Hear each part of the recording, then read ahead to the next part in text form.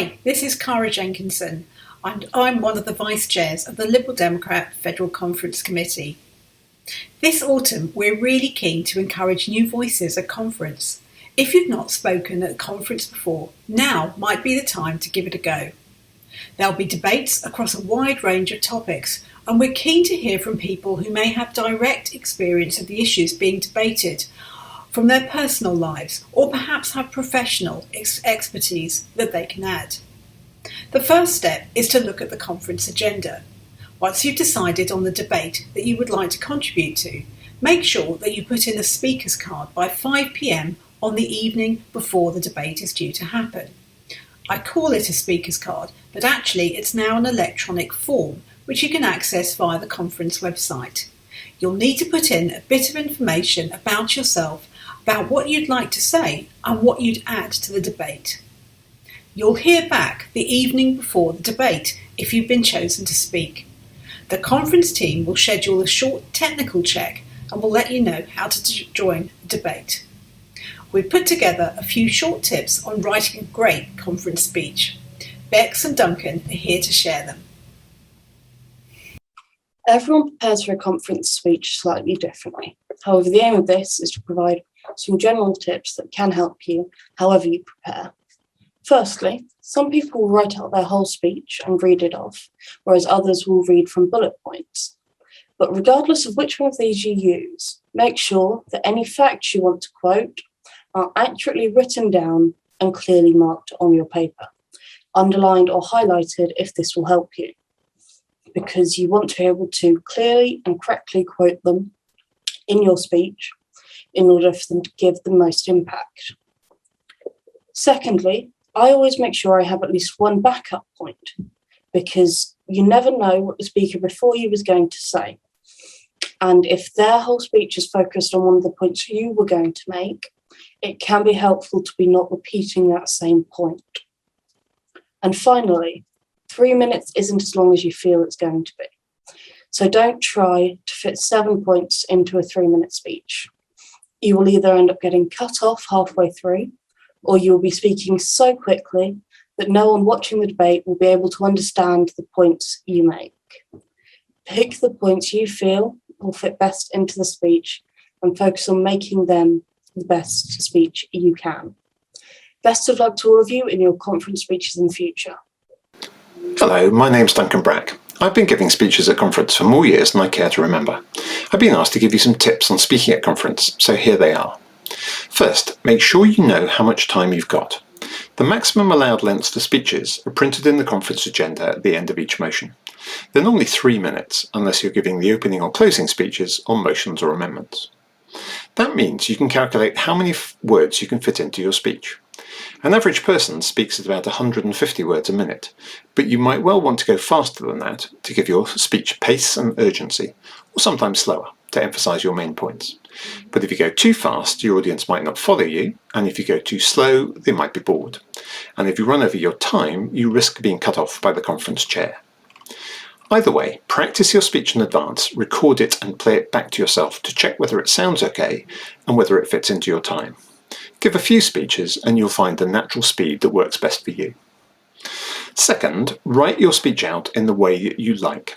I write my speeches word for word, which makes it easy to time them, but it does risk making them sound a bit stilted, though I think I can usually avoid that. Many people prefer just writing down headings or brief notes or using cards rather than paper. Whatever you feel most comfortable with will work best for you.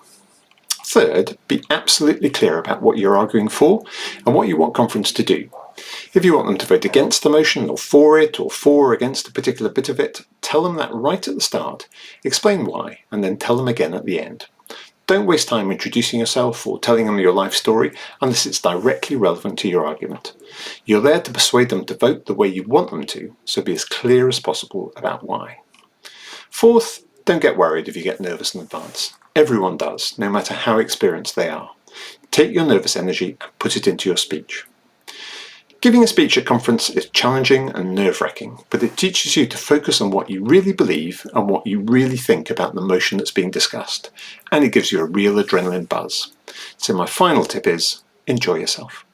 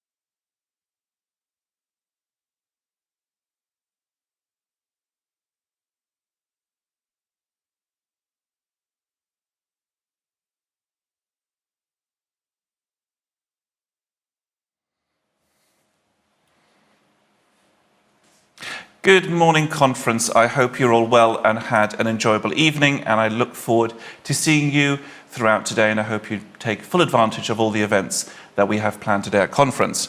First on the agenda for us today is our emergency motion on the topic of Ukraine. As you may be aware, the Federal Conference Committee decided that it would dedicate the entire emergency motion slot to a single motion on Ukraine, which we have in the agenda, which you can find on pages 72, 72A and 72B of your agenda. I would also encourage you later this afternoon, we have a fringe session with Kira Rudik, leader of the Holos Party in Ukraine, who will be reporting and answering questions live from Kiev at 5:40 this evening, so please do join us for that. With that in mind, could I please ask Sam Cumber to stand by, and I'd like to call Leila Moran, our Foreign Affairs spokesperson, to move the motion. Leila. Good morning, Nick. Good morning, all.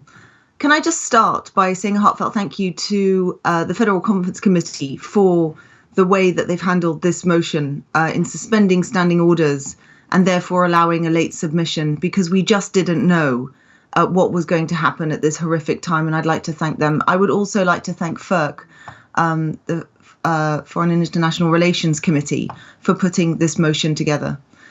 And it's been, goodness, quite the last few weeks. I think back just to last week, and we had the privilege in the House of Commons of listening to President Volodymyr Zelensky on Ukraine.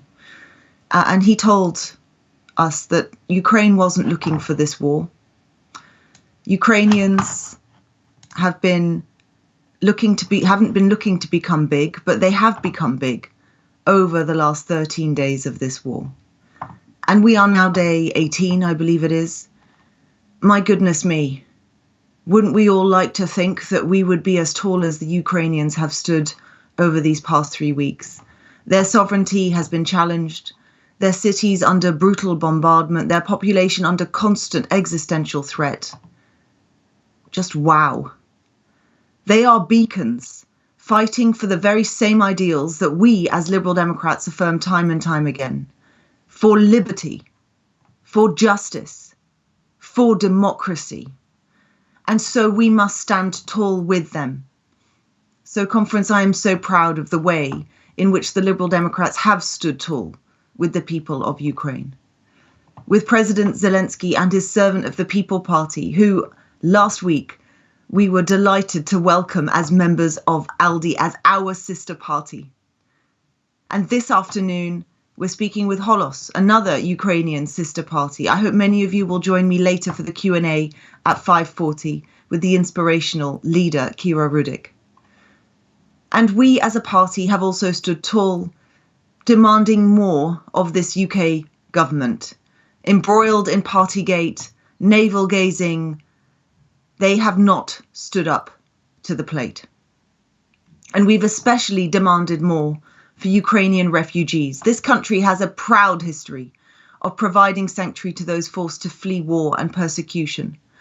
But, conference, the way that our government has turned their backs on the Ukrainians in their hour of need has been, frankly, one of the most disgraceful episodes of 21st century politics. Priti Patel's xenophobic instincts have been totally at odds with the hearts of the British public. Liberal Democrats from the outset have been calling for the government to do the fundamentally right things, for Ukrainians to be able to enter this country without a visa, just as they can across the rest of Europe, for proper funding for our local authorities who are ready and waiting to throw open their doors to refugees, but have scant detail about how to be able to do it.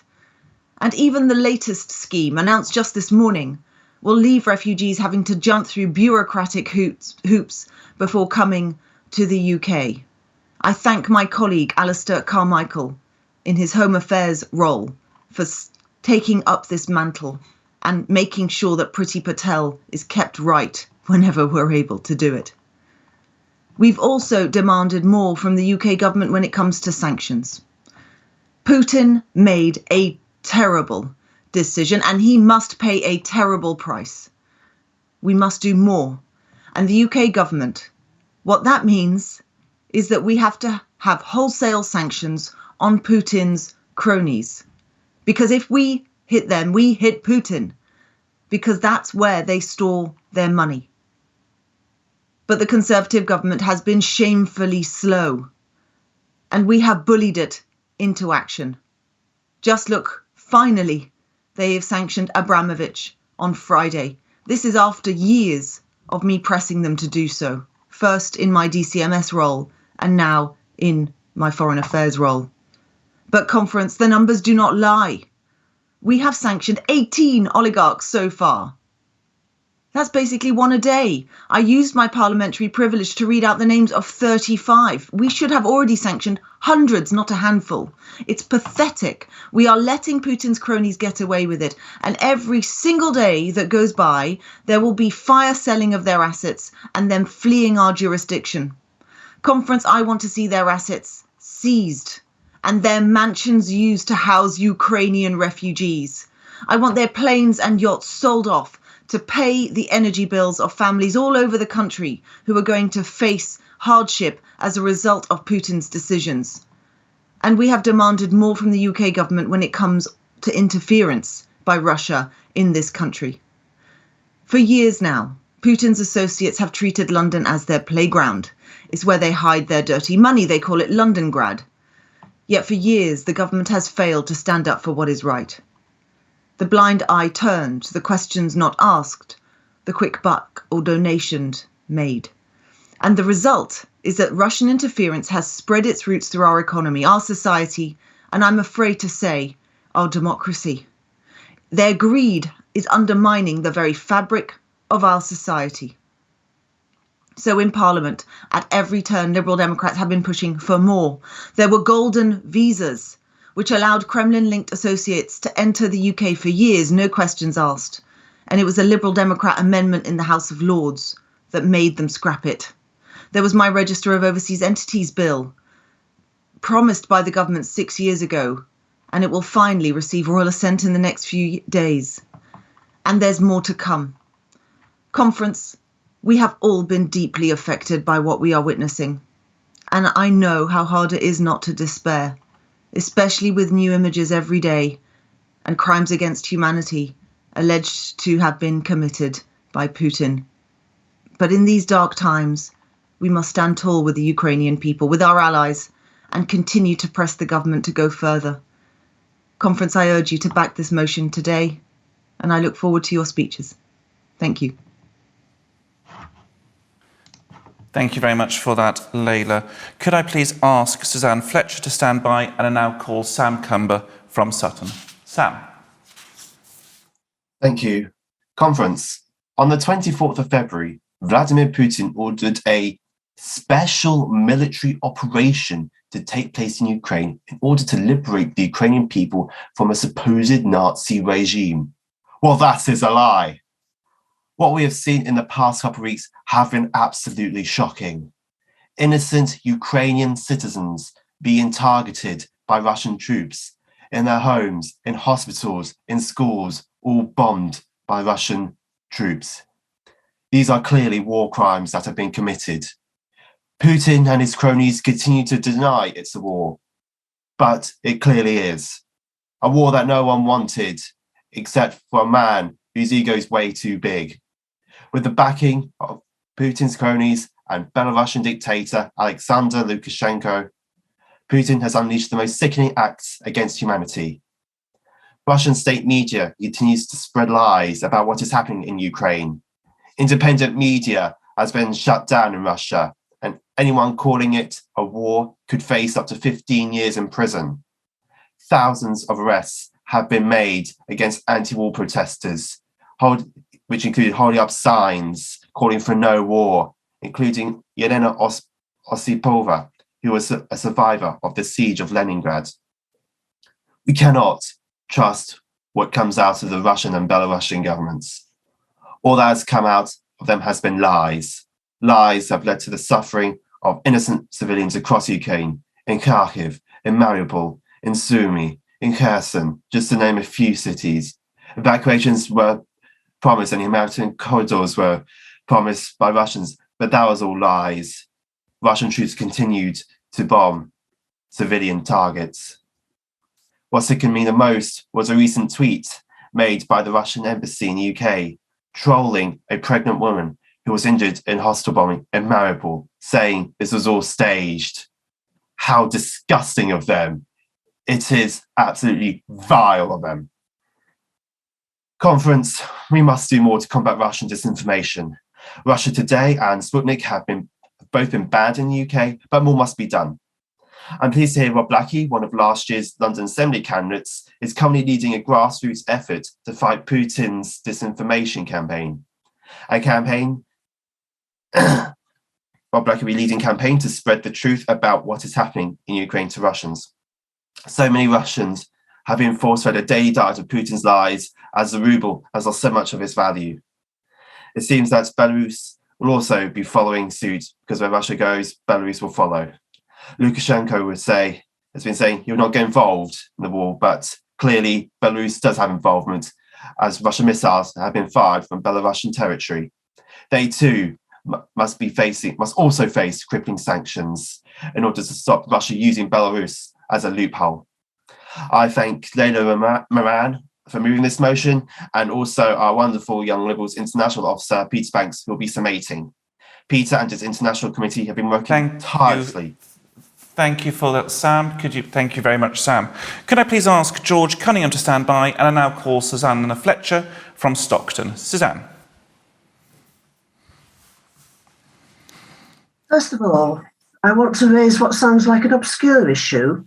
We'll have great difficulties when Ukrainian refugees needing somewhere to live actually arrive here.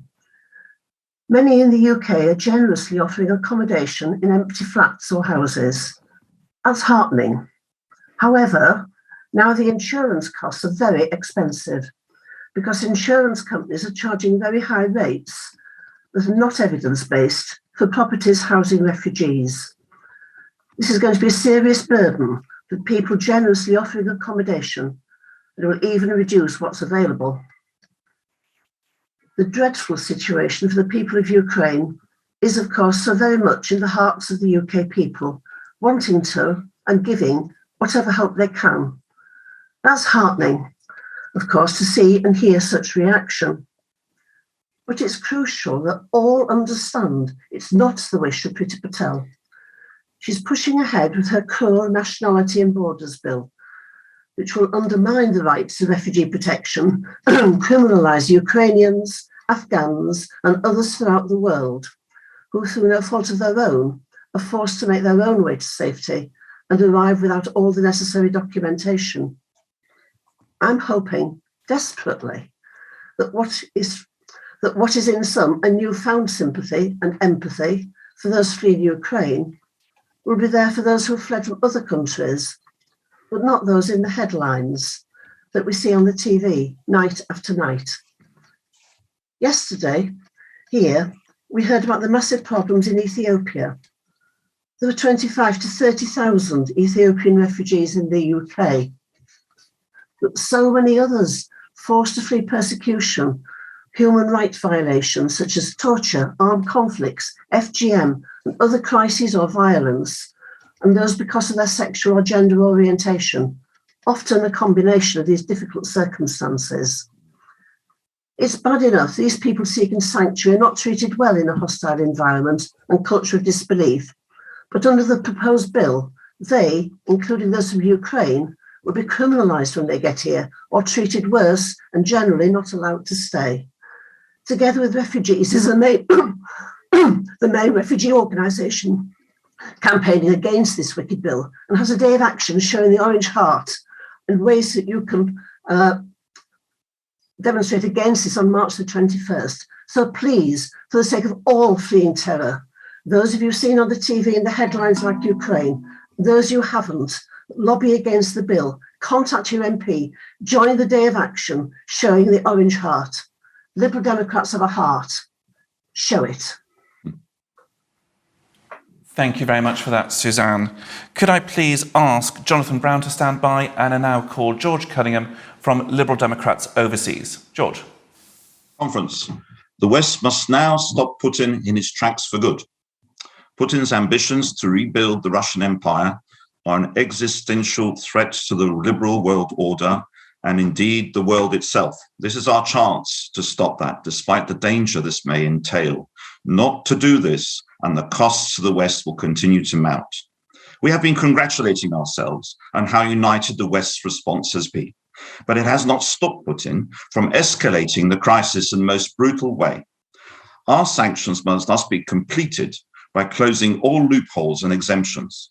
This needs to include the Russian energy exports. Europe is reported to be paying Russia $250 million a day for energy. Greenpeace said yesterday that at least 148 supertankers carrying oil and gas have left Russia since the start of Putin's invasion. And as the price of oil and gas goes up, so does the amount of money being raked in by Russia to fuel the war. We have to prepare our citizens for the consequences of stopping Russian energy exports and switching as best we can to our reserves, to plug the gap as best we can. However, this would immediately impact Russia and turn off the tap for Putin's war financing. And if we cannot do more economically, and Putin is not dissuaded by the heavy economic costs nor diplomatic efforts, then yes, there remains military intervention, which frankly should never have been taken off the table. We need to give Putin understand the risks involved with his ventures. Kiev and the Zelensky government should not be allowed to fall. This will damage heavily morale in Ukraine and the ability to resist. And speedy consideration might be given to the establishment of a humanitarian no-fly zone in Western Ukraine, where currently there is little Russian air activity and a huge amount of refugees heading towards Europe who are extremely vulnerable to attack. Today, conference, we have 43 million Ukrainians fully at war, tying down 200,000 Russian troops. If we do not stop this now, alongside brave Ukraine in some way, the cost to our own people will be far greater than, on our own, trying to stop a 200,000 Russian troop invasion of more European countries, including the Baltic states, a likely target in the future. Well, you may say NATO Article 5 will stop all that, but we are only standing firm because we all agree for now that we do not want to intervene militarily. However, our non-intervention may be seen as impotence by others, given the mass destruction, huge refugee crisis, and now the insertion of foreign fighters on our doorstep. And how long will the US be with us? Remember, if Putin-admiring Trump wins the 2024 presidential election, or one of his neoconservative acolytes, one can easily envisage the dismantling of NATO and US troops being pulled out of Europe, just like Trump started to do just in his first term at the end. Better fix this issue now.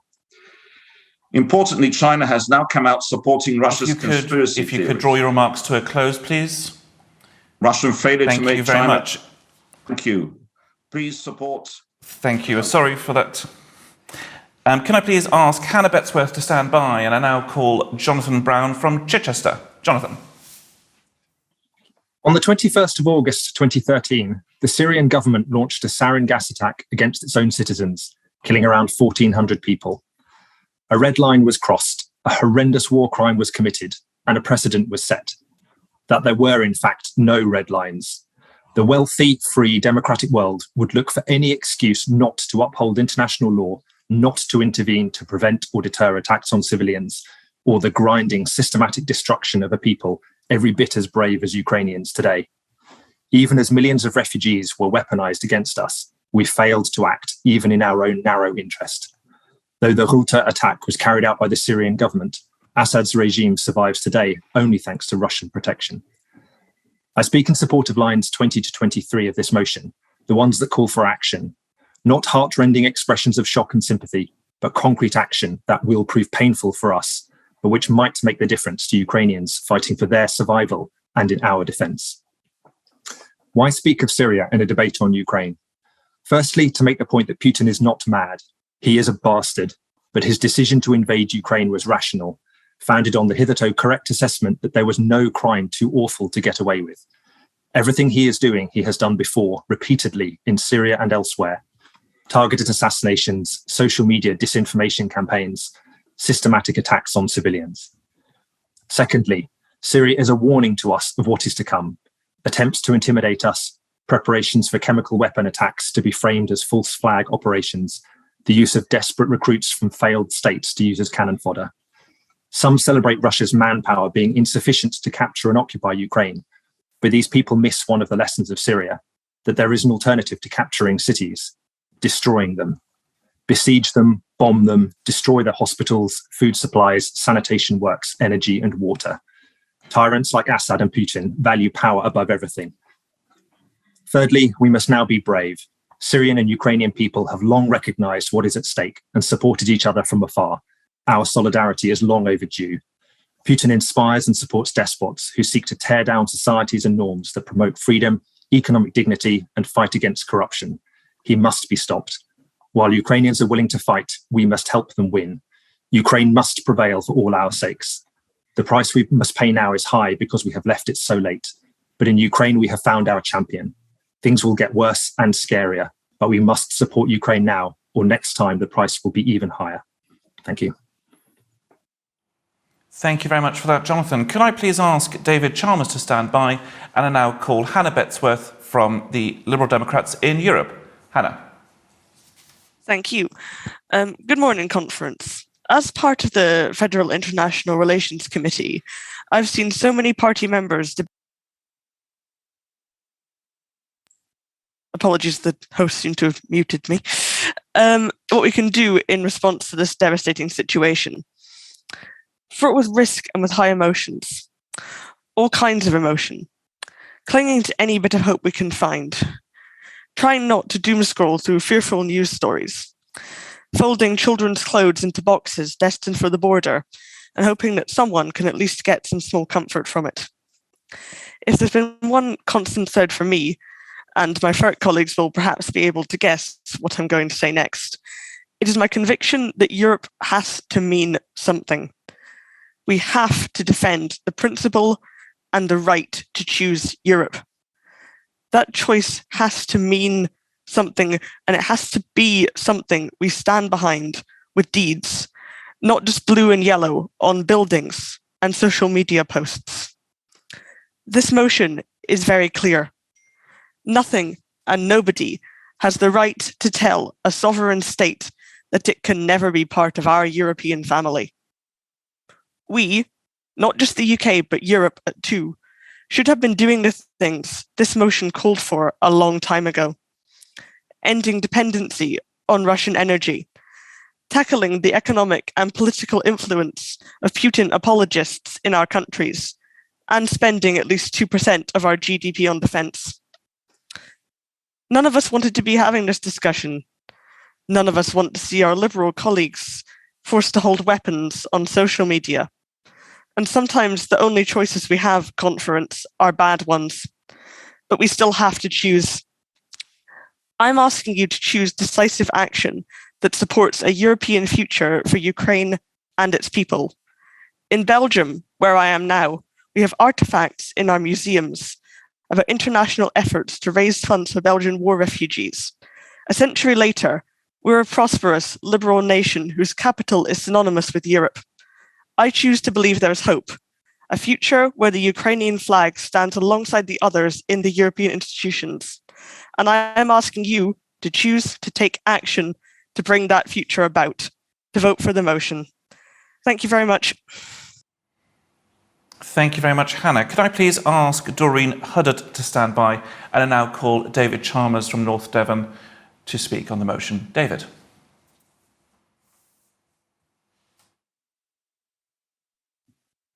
Sorry about that, just unmuting. Good morning, conference. I'm immensely proud to be speaking in this debate and would urge you to support this motion to show that our Liberal Democrat Party is united with the millions across the world in standing up and offering support for Ukraine and its courageous people, and that we are loud on our condemnation of this heinous unprovoked war and its perpetrators, Vladimir Putin, and those in Russia and beyond who support and have enabled what for many constitutes a war crime. The text of this motion is the result of weeks of meetings and discussions from so many organisations, parliamentarians and individuals from across the party, long before the actual invasion started, and I want to thank them for making this happen. It represents the internationalism at the very core of our party, that for us helped shape so many of our policies, and is defined by our regular contact and partnership with our sister parties in Europe and across the world, including Yabloko in Russia, who have so bravely denounced this war, and those in Ukraine, one of whose leaders we will hear speak to conference this afternoon, and includes the party of President Zelensky himself, which has recently joined ALDE. Undoubtedly, there have been many factors and mistakes which have emboldened Putin's aggression and weakened the unity of the West over recent years. We should have acted stronger after Russia's annexation of Crimea in 2014, the Trump presidency, the recent debacle pulling out of Afghanistan, but none more so relevant to the response of our country than Brexit. We are right to be calling for sanctions to be imposed on Russian companies and individuals associated with Putin and for the seizure of their assets. But this is nothing new. For years, the UK has been known as the laundromat to wash their dirty money. The UK government has been too slow in its actions. The Russia report, which Johnson's government tried to bury and never acted on its findings, outlined the Russian involvement in the referendum campaign and 2019 election. And now we're hearing the millions of Russian money that has been donated to the Tory party and to individual Tory MPs. Surely the right thing would be for them to give the money back to Ukrainians fleeing the war. We are rightly to be concerned.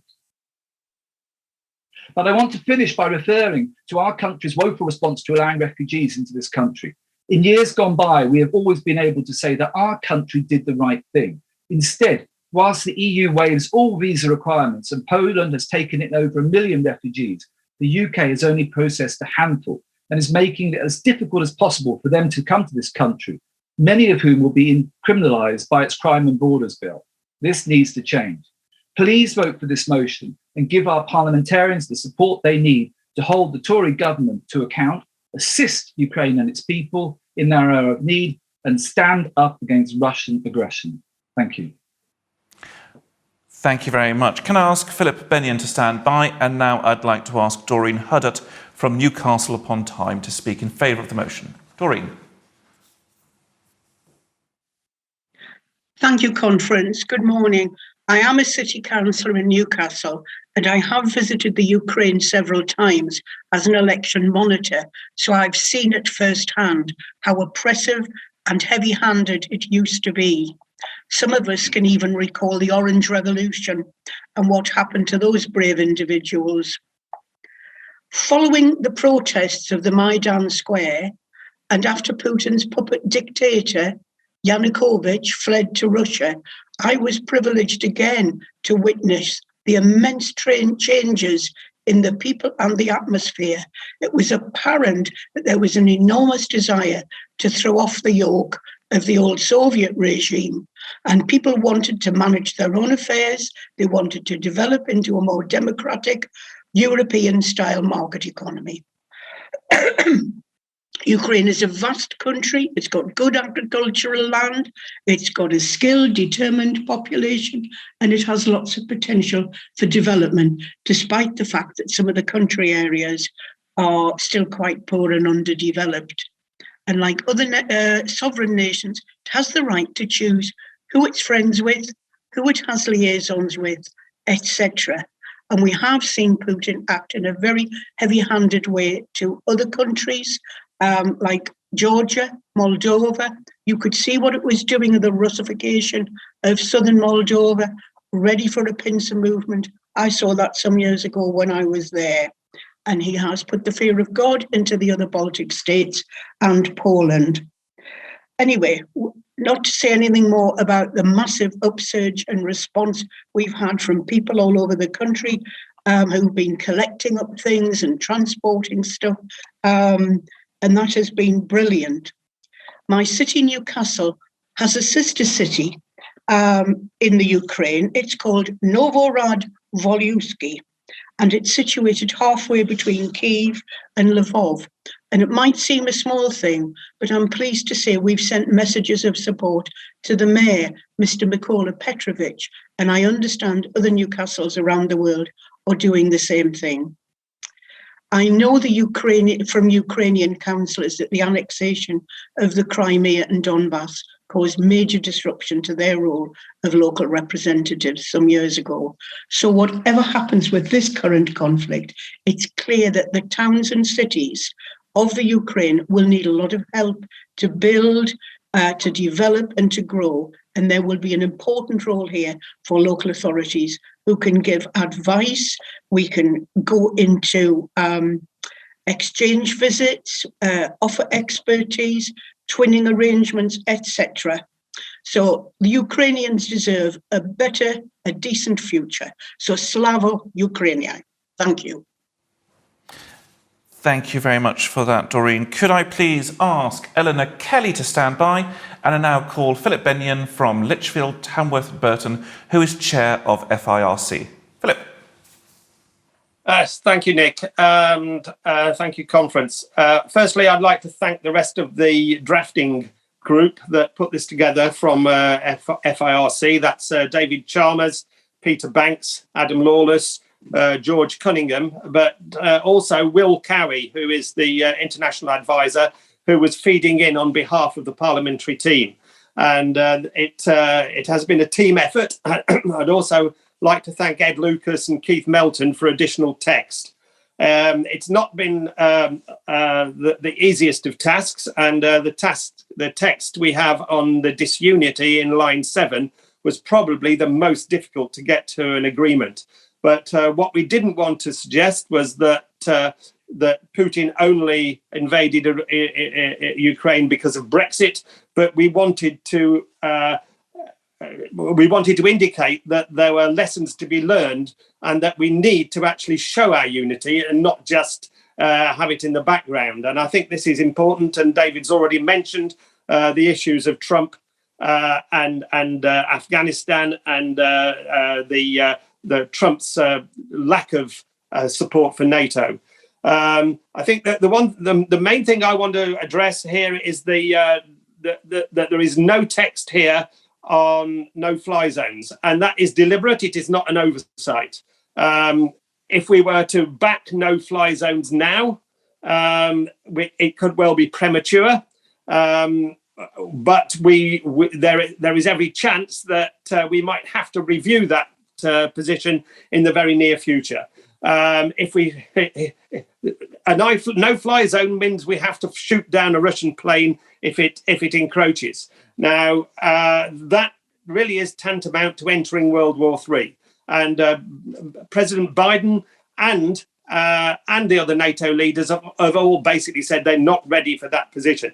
But we also didn't want to rule out no-fly zones in the text, because if the situation escalates further into chemical weapons, into starving people, and basically a pogrom, then I think we might just have to take the risks that George Cunningham has talked about, and we have to be prepared to make those sort of sacrifices and take those risks if we get to that situation.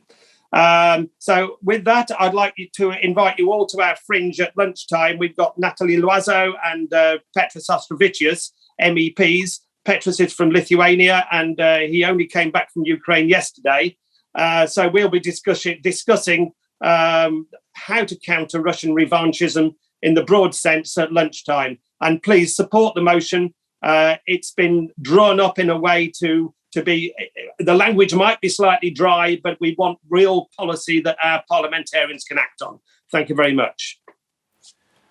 Thank you very much for that, Philip. Could I please ask Ruvi Ziegler to stand by, and I now call Eleanor Kelly from Rochdale to speak for the motion. Eleanor. Good morning, conference.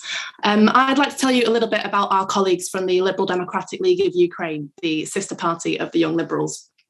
At the end of last year, representatives from Young Liberals and LDLU were attending the General Assembly of International Federal Liberal Youth in Athens, a conference not unlike this one, where they were debating on policy together and getting gloriously drunk as they caught up with friends that they hadn't seen for 2 years.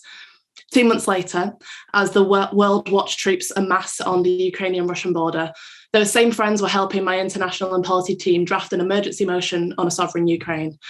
With pride, I can say that the Young Liberals voted to pass that unanimously at our Windsor conference, making us the first political body in the country to do so. And while the situation in Ukraine has since morphed into a nightmare and our policy drafts have adapted to that, the policy we see today retains as part of its fabric those threads from our friends in LDLU. Though, as you can imagine, those colleagues are now less concerned with writing policy, as one might be when they're issued with a Kalashnikov rifle. Our counterparts, mostly in their early 20s, but some as young as 16, have found themselves armed. Others being taught to make Molotov cocktails before handing them out to children as young as 14 so that they might defend the streets where they would otherwise be playing football. When the airstrikes began in Kyiv, Katya, our friend and one of LDLU's officers, found herself sheltering in a bunker for days at a time. Her friends waited in group chats for confirmation as to whether or not she'd survived the night. I'd also like to take a minute to mention those in our Russian sister party. Ilya Kurtov, a member of Vesna, was arrested in Siberia last week for tying green ribbons to lampposts in an act of protest, being summoned before police and fined. He's since been rearrested and is being held without charge. The trajectory of the lives of so many young people has been irrevocably changed from that which we could relate to one marred by war. We've heard speeches at rallies, conferences and in parliaments over the last few weeks that have been punctuated with the call of Slava Ukraini, or glory to Ukraine.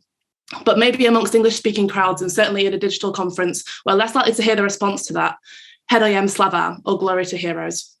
At a terrifyingly young age, our friends have had little choice but to step up and embody heroism in defence of the sovereignty, independence and liberty of their home.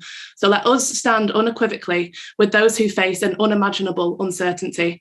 Conference with singularity of voice. Vote for this motion. Thank you. Thank you very much for that. Could I please ask Oliver Jones-Lyons to stand by? And I now call Ruvi Ziegler from Oxford East, who's speaking for lines 33 and 34. Ruvi. Thank you. Conference, I am the son of a Holocaust survivor from Bubrika, a town near Lviv. When my father was born in spring 1939, Jews had nowhere to flee. All gates, even those of British Mandate Palestine, were shut. He and my late grandparents survived the war, hiding underground in horrid conditions. Nearly all of their extended family perished. After the war, Britain was one of the creators of the 1951 Refugee Convention. 7 decades on, as millions of Ukrainians flee for their lives, the convention is more important than ever. But rather than honoring it, our government has been placing hurdles in the way of Ukrainians seeking protection. Worse still, its mean-spirited Nationality and Borders Bill undermines the convention by criminalizing refugees. Countries like the UK are prohibited from returning individuals to places where their lives or freedom are at risk. But that obligation falls flat if those seeking protection cannot access it without obtaining an immigration visa. The EU has on this occasion stepped up to the plate. It activated its Temporary Protection Directive for the first time since its adoption over 20 years ago. The European Council decision grants every Ukrainian temporary resident status in a member state of their choice. Poland alone has already welcomed over 1.5 million Ukrainians. By contrast, Ukrainians, like Syrians, Eritreans, and Afghanis, need a visa to come to the UK. So full visa waiver bridges the gap between recognizing the obligation, in this case, protecting Ukrainians, and giving it actual effect. You shouldn't have to have family members in this country, or for that matter, have an individual sponsor to receive protection here.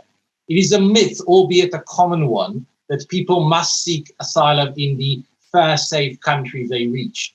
However, under the Nationality and Borders Bill, if a Ukrainian were to try to come to the UK without a visa, they would be criminalized. This motion rightly calls on the government to waive visa requirements for Ukrainians, and we must wholeheartedly endorse it. But lest we forget, others fleeing conflict and persecution are even less fortunate. For them, like for my father in 1939, no country is willing to open its gates.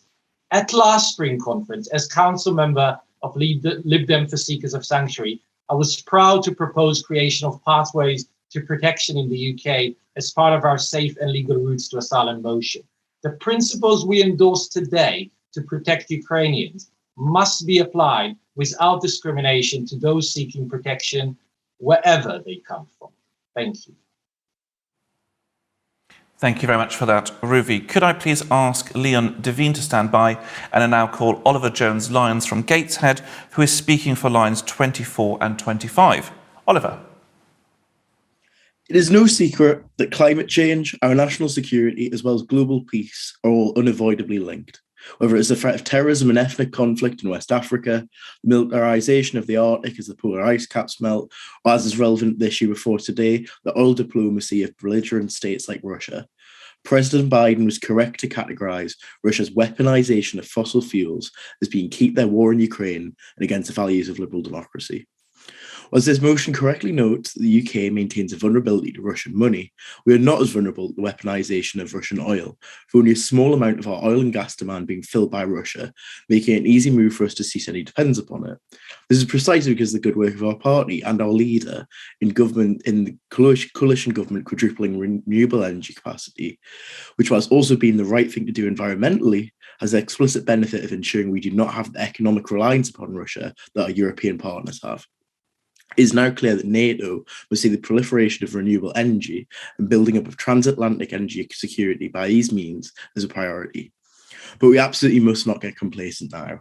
Despite the great progress on renewable energy that this party spearheaded, still around 40% of our energy generation in 2020 came from coal, oil, natural gas, and other fuels. And now as we try to wean ourselves off Russian oil and gas, we're upping the import of oil and gas from America and the Middle East.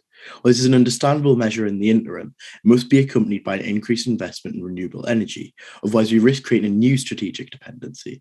Do we really want to be strategically dependent on the US after the 4 years of Trump and American isolationism we've just seen, and the sad reality that this phase of American history may not be over? Or do we as liberals want to move from subsidizing Putin's war in Ukraine to subsidizing the human rights abuses of Arab theocracies? Now, don't get me wrong, I am not advocating for some form of North Korean-style Juche or British isolationism. It'd be fundamentally against our liberal values such as free trade. Quite the opposite is my argument that by building up our resilience in this way, we actually gain the ability to be a more active player on the global stage. Not tied to the human rights abuse of Middle Eastern regimes or hamstrung by the weaponization of fossil fuels by Putin's Russia. After all, it just makes sense. Now, I'd be remiss if I did not mention the increasing wave of climate skeptics saying that ordinary families should not bear the cost of net zero, and the real answer to our energy security needs is to up domestic oil and gas production. It's fundamentally short-sighted and misunderstands energy policy. I'm reminded of the words of Lord Oates in the GLD fringe yesterday, when the green levies, far from raising energy bills, support the growth of cheaper renewable energy, actually reducing energy bills. We and our European partners, in Germany, for example, must, however, find a renewed openness to nuclear energy to expedite net zero and energy security. Conference to conclude, I'm aware that as an environmentalist, we have a reputation for shoehorning the environment in every issue. But I hope these remarks today have demonstrated how our national security is dependent on the growth of renewable energy. This motion, our response to the Ukraine crisis, has been excellent. This motion sounds approved by these lines, and I urge you to back it. Thank you very much for that. Oliver, could I please ask Dr. Christine Cheng to stand by, and I now call Leon Devine from Bassett Law. Leon. Thank you, Nick. Good morning, conference. I hope there is no one here who does not agree with this motion. The actions against Ukraine by Putin and the Russian armed forces have no legitimacy, and we must oppose them. I want to focus, though, on what we can do and what we should be doing on calling out on our government to do. We must support the efforts of all those working to find a way to stop the fighting. Unlikely as it may seem, one of those who has the ear of both Putin and Zelensky is the Prime Minister of Israel, Naftali Bennett, who broke Shabbat last week, not something he religious Jew does lightly, to fly to Moscow with the agreement of Zelensky to talk to Putin to try and find a way to stop the conflict. He has been in contact with both sides several times since in trying to broker some sort of a deal, and even offering Jerusalem as a possible host for direct talks. We must support these efforts, and of those of others, in any way we can, we must try to find a way to stop the suffering of the civilians in the Ukraine.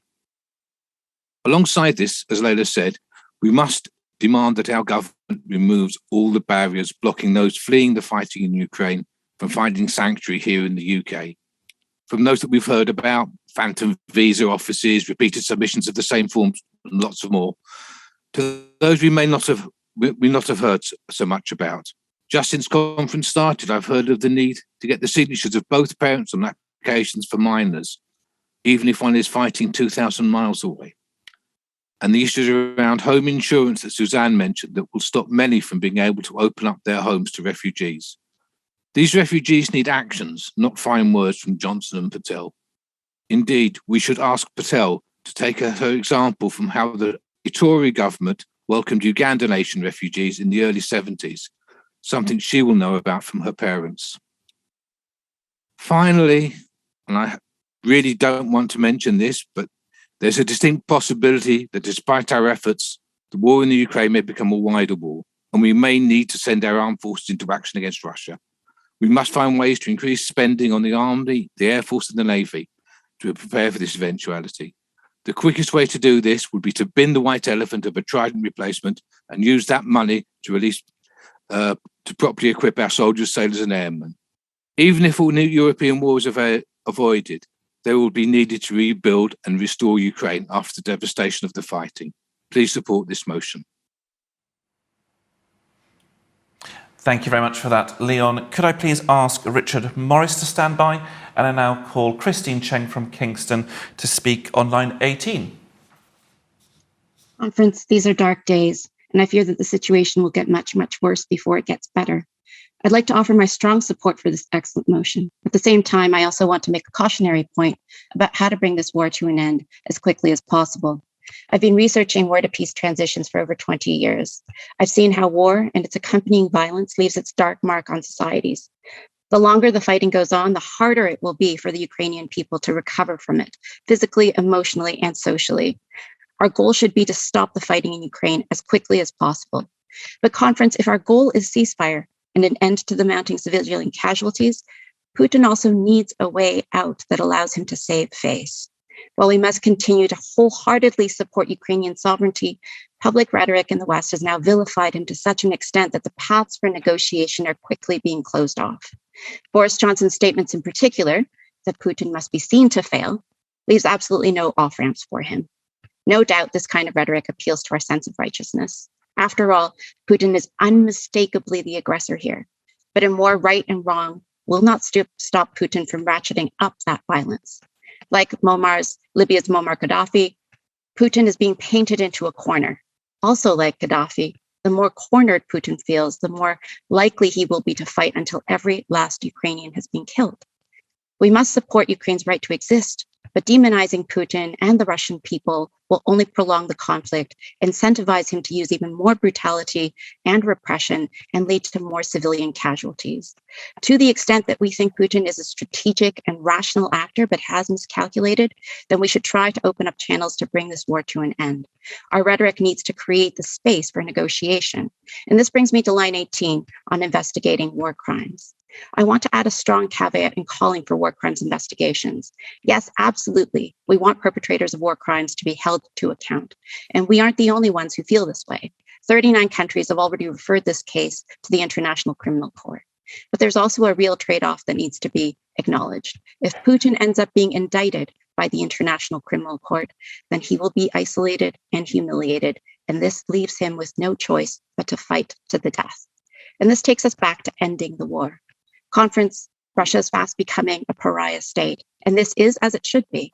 But we must also bear in mind that the more isolated Putin becomes, the longer this war will continue, with more and more Ukrainians dying. There are other models for dealing with war crimes perpetrators, and we need to give these full consideration. Conference, let us support this motion with full hearts, but let's also be mindful that in calling for absolute justice against Putin and the Russian military, we don't end up condemning the people of Ukraine to a more prolonged and brutal war.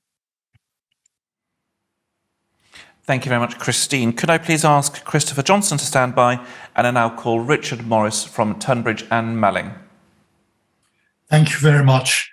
I'm extraordinarily impressed by the deep sincerity of every single person who's spoken so far, despite the differences of approach to this terrible problem we all face. And I think it's quite a genius, actually, the drafters of this motion, to have found a motion that all of us can subscribe to absolutely wholeheartedly. I completely share that. But my particular take, I think, is that the calls on the governments and on NATO could be even stronger in this motion. We are in absolutely era-defining times, as we all recognise. It is generally recognised that the invasion of Ukraine marks the start of a new era in geopolitics, perhaps like 1989, but probably even more substantially than that. And we all have, of course, immense compassion and admiration for the extraordinary courage of the Ukrainians and all the actions that they and their politicians are taking. But I fear that we also have to have policies that envisage the contingency that Ukraine could be defeated. And the absolute imperative, to my mind, is to deter Russia from any attack on any other European country. Because given the structure of NATO, any other such attack would carry with it the extreme possibility of both world war and nuclear confrontation. So to my mind, all thoughts should be centred on the achievement of this deterrence. And I'm sorry that that particular word doesn't appear in the motion. I believe that historically, the focus of the EU and of European member states have been very much on the EU as a peace project. That fact, along with Brexit, the catastrophe of Brexit, and Donald Trump's America First policy have all left us exposed, left the Western world exposed to dictatorship from outside. We have gone soft. It's been quite excellent to witness the speed of reaction and enhanced collaboration that's been brought about by this tragedy. And I must say, I particularly have immense admiration for Olaf Scholz and the extraordinary adjustment he has made, change he has made to German foreign policy almost overnight. And Macron seems to have absolutely the right sort of views as well. I think that we must think further ahead, not just the immediate war, and think about all contingencies. That clearly demands, as the motion says, please draw your remarks to a close.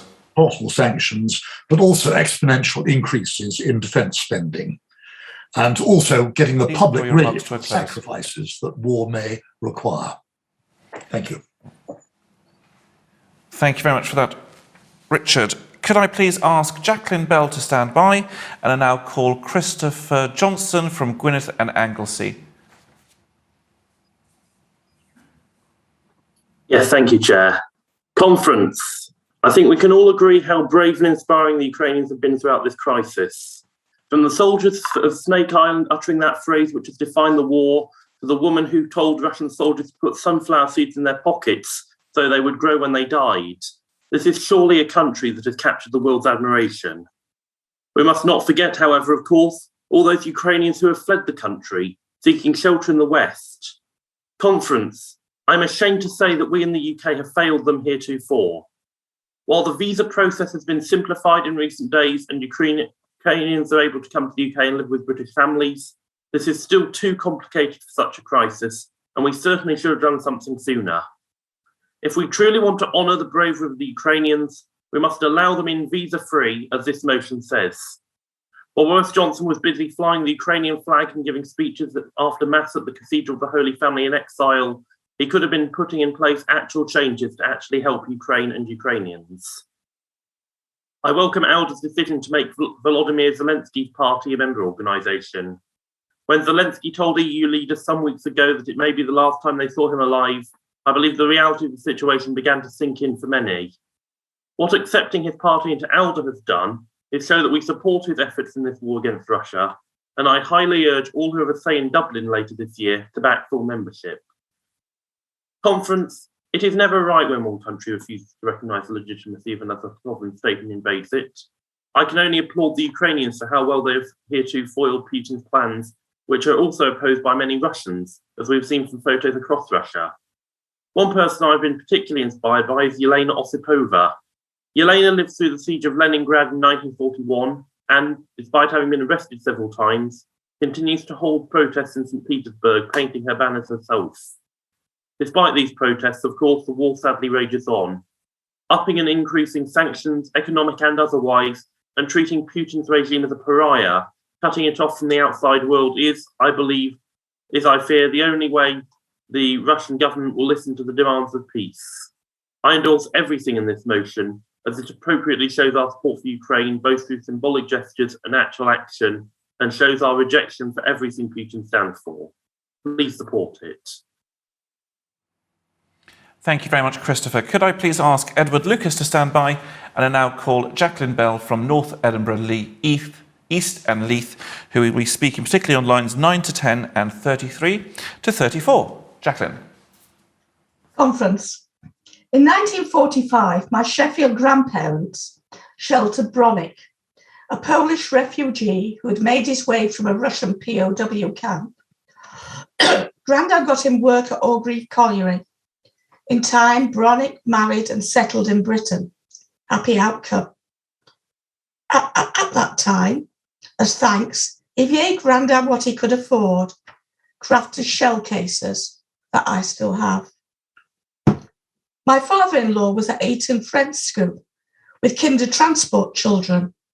Elsewhere, Poles, Latvians, Lithuanians, Ukrainian refugees were accepted into British life and have remained here.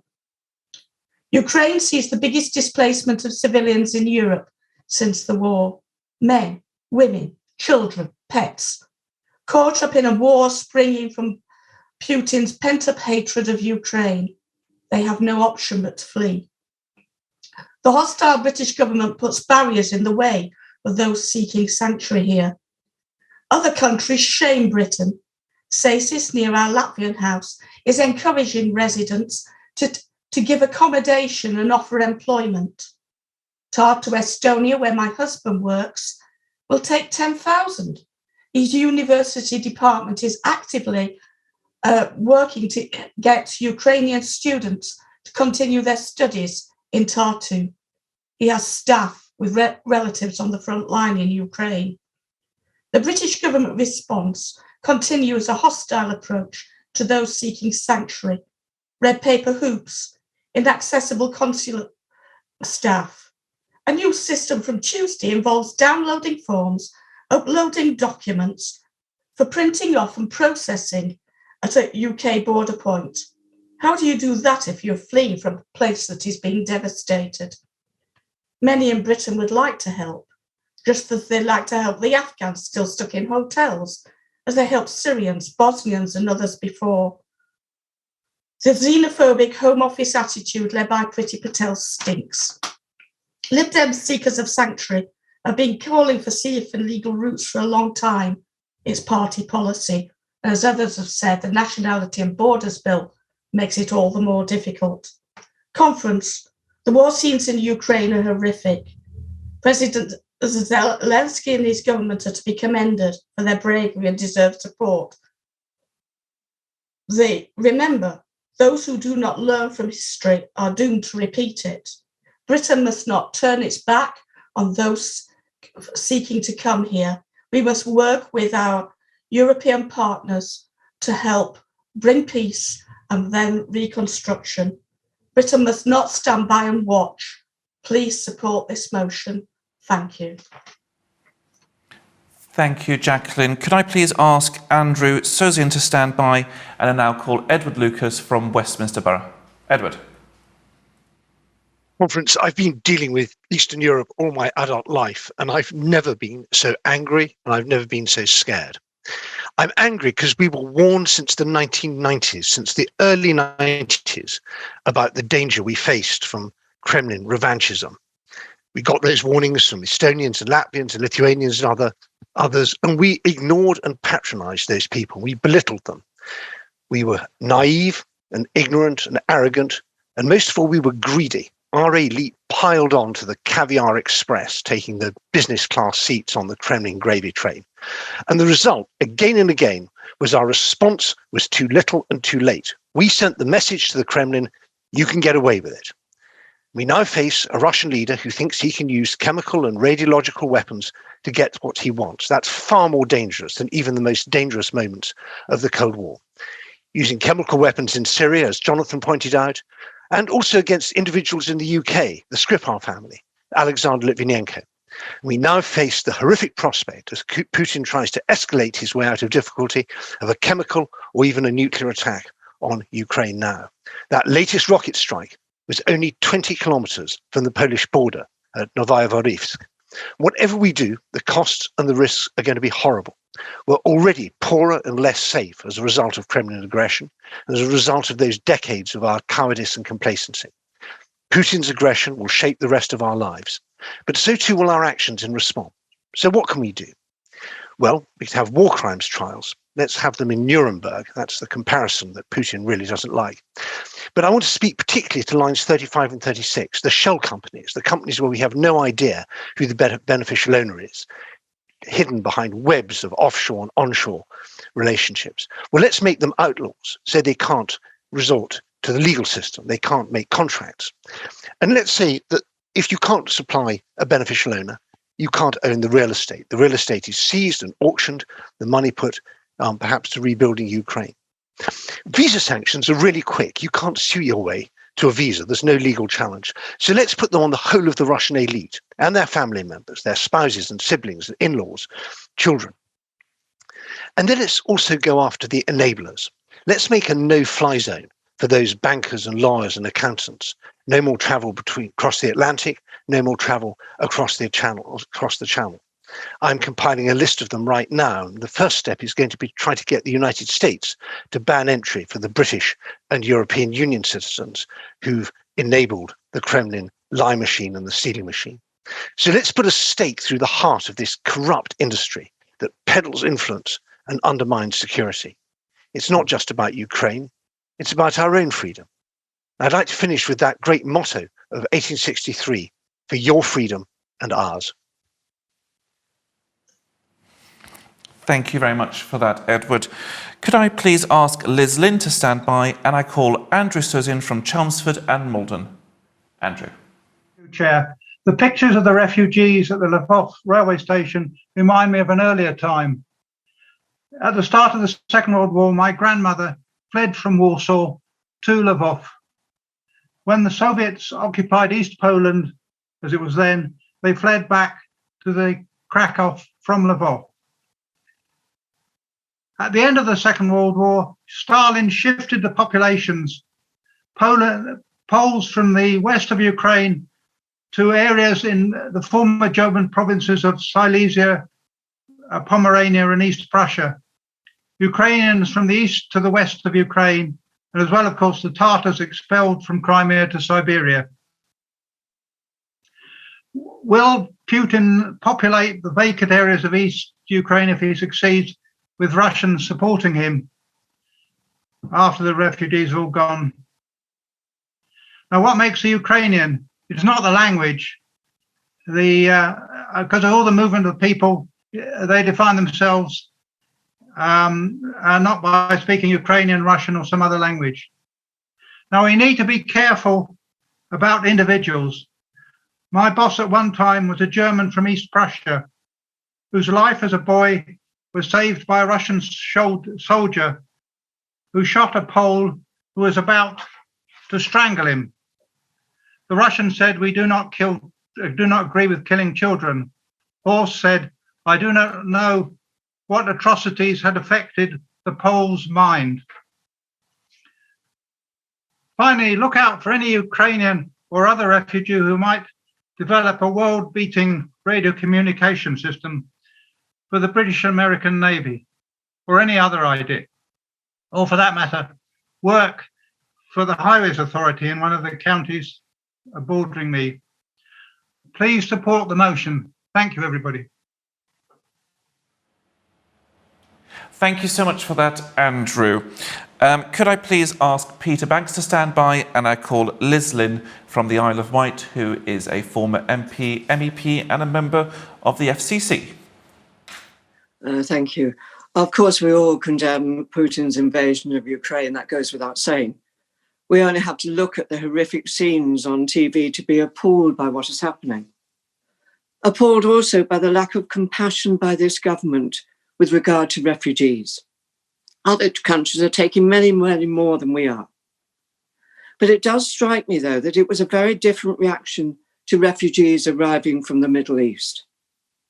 I'm also amazed that in one breath we are quite rightly condemning Russia, but not condemning the atrocities that are happening in Yemen and Palestine at the same time. This smacks of double standards. There also doesn't seem to be enough talk about why Russia is doing this. With NATO expanding all the time and pushing up against Russian borders for years now, surely it was inevitable that Russia would react. Why didn't we see that? I don't condone what Russia is doing, but we must look at the reasons behind it. With Ukraine talking about joining NATO and the EU, which of course they have every right to apply, but it was just another red rag to the bull. And when the Berlin Wall fell, I thought Gorbachev was promised that there would be no more expansion to the east by NATO. But look what happened. I'm sure if America was in a similar situation and under threat, they would do something about it.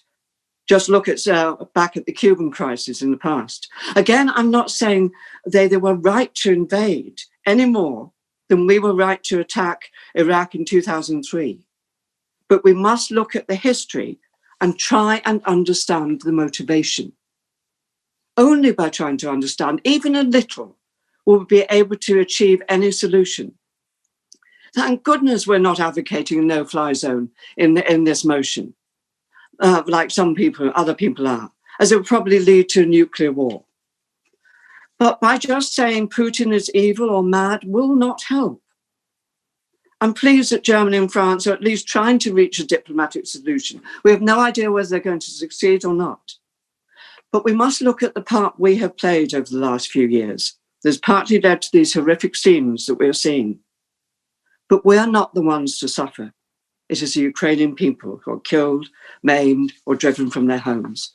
My heart goes out to them, as it does to all who are affected by war and violence perpetrated against them, wherever they may be. I'm not opposed to this motion, of course, but please let us be realistic. Thank you very much for that, Liz. I'd now like to call Peter Banks to summate on the motion. Peter.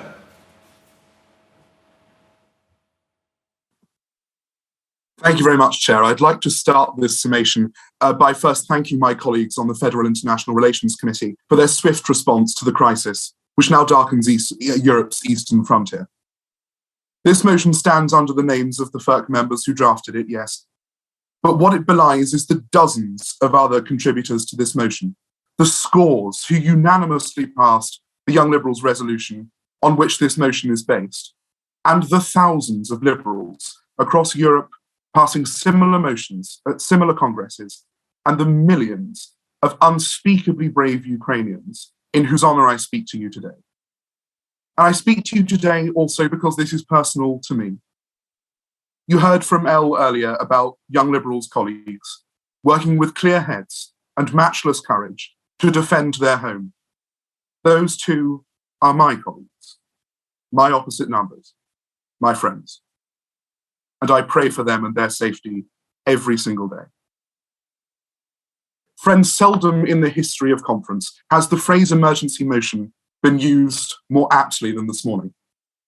We are gathered here as liberals, as progressives, as individuals whose faith in freedom, democracy, and the rule of law is unbreakable.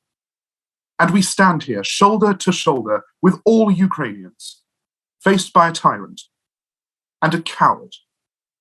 A man who has shown that the lives of pregnant mothers, children, the elderly, and not least his own countrymen are worth nothing in the face of his and his cronies' own personal gain. We must be clear. The horrors of the last 2 weeks are answerable to one man only, not all Russians, one Russian, and he must face justice. The outcome of this motion should be a foregone conclusion for this country and for our government. But I'm afraid it's not. The Conservatives have sanctioned oligarchs in the UK, yes, but the rot in our financial sector runs deep. Dirty Russian money continues to flow unabated through the city and through Conservative Party coffers. We must act decisively to see this flow of cash to the Kremlin cut off at source. And while countries across Europe have welcomed Ukrainian refugees in their millions, this government has lagged behind, prevaricating over visa requirements and biometrics. Ukrainians need sanctuary now. And as Layla rightly said, this country has always been a place of sanctuary for those fleeing terror and war. And friends, we must not let those values be shaken. The motion before you, conference, is one which puts our party at the vanguard of our country's response to this war, where it needs to be explicit to hold the Conservative government's feet to the fire, it is. Where it must be vague to allow us to be fleet of foot in our response to this swiftly developing situation, it is. But fundamentally, and at every turn, in the great tradition of this party, it stands for the downtrodden. It stands for the vulnerable. It stands for the old and the young as they leave their homeland uncertain about their future. It stands for democracy over autocracy, peace over bloodshed, compassion over indifference, and liberalism above all. It stands, as do we all, with Ukraine. Conference, let's pass this motion unanimously. Slava Ukraini. Thank you. Thank you very much, Peter, and thank you very much to all of the speakers who made some fantastic contributions to this debate. We will now go on to a single vote on the motion, which you will find in your polls tab on Hopin. If you're using a tablet or mobile device, you need to click on the little barcodes symbol on the page as well. I will ask John now to release the votes.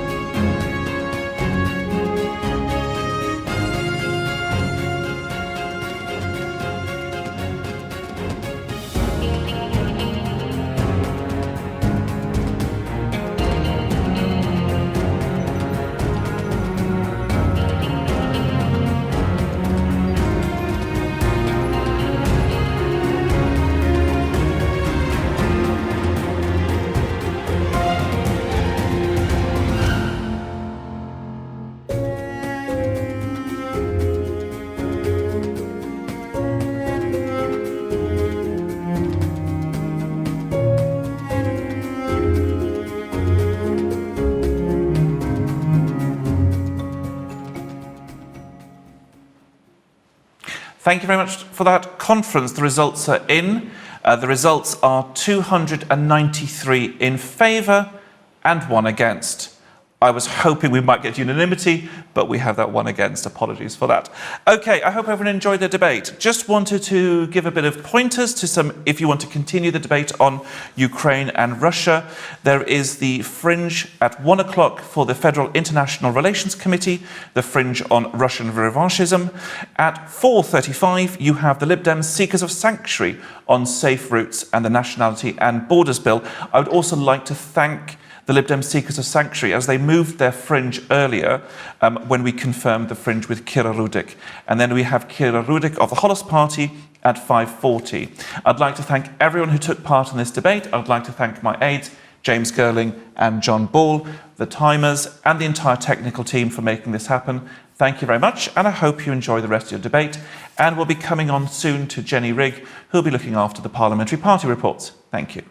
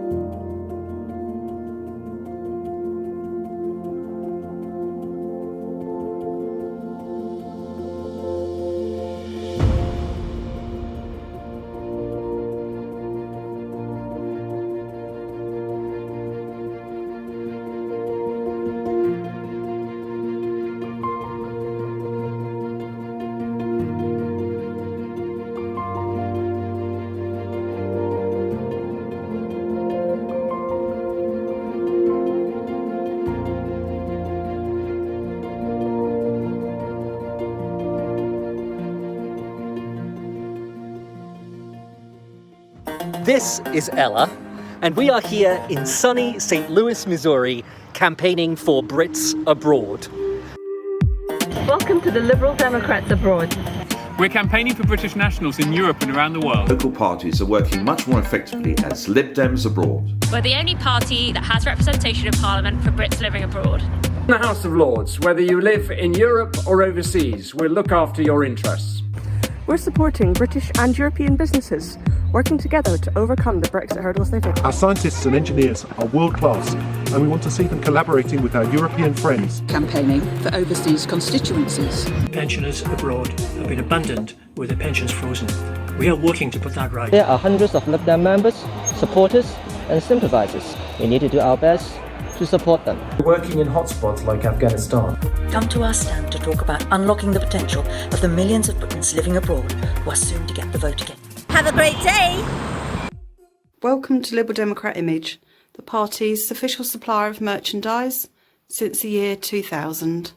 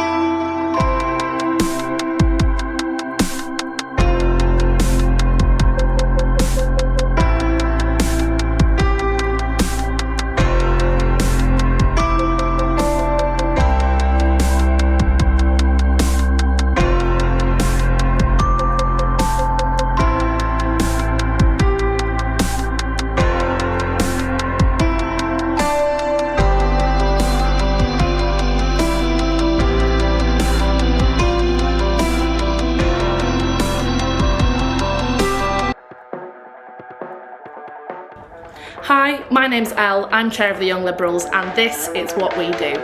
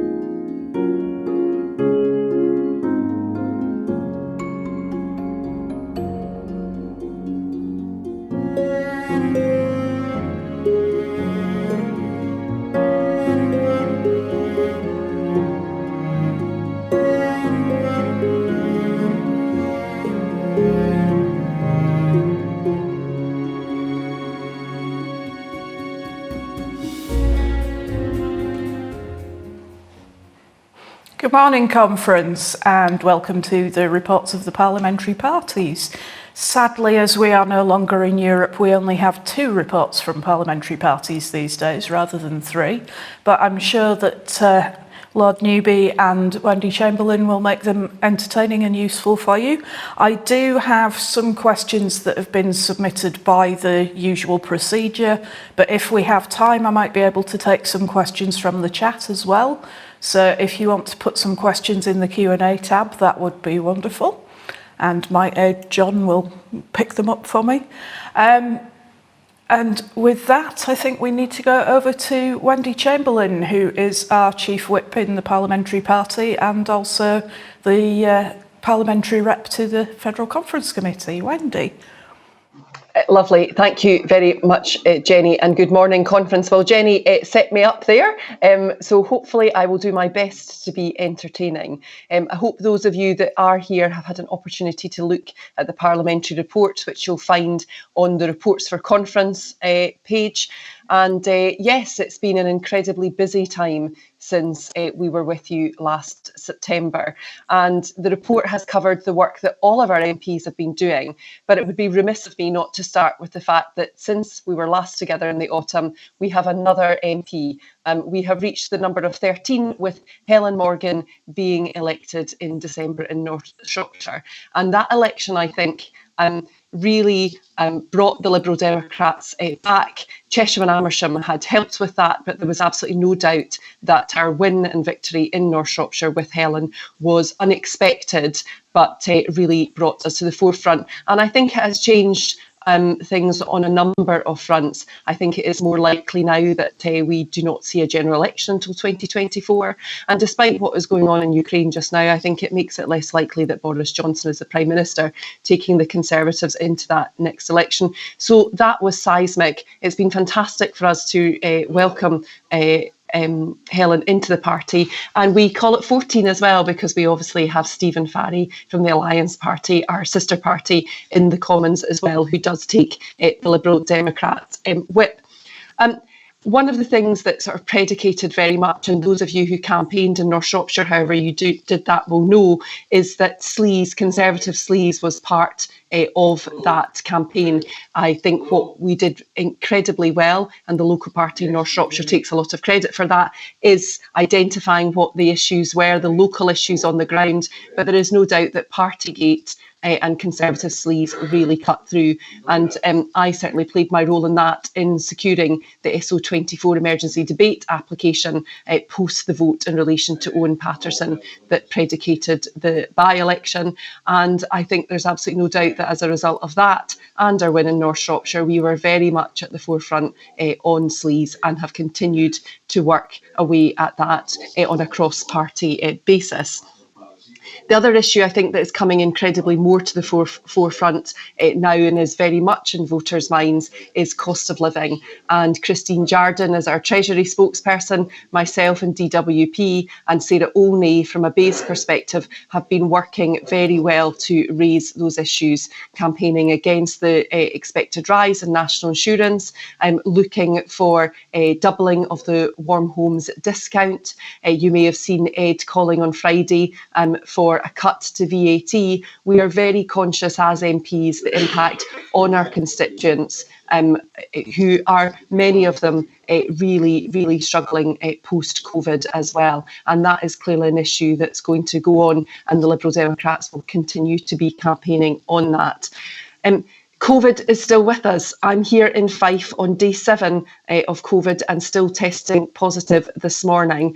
Scotland has some of the highest rates currently of anywhere in the UK. And I want to pay tribute to Munira Wilson, who up until the end of the year was our health spokesperson.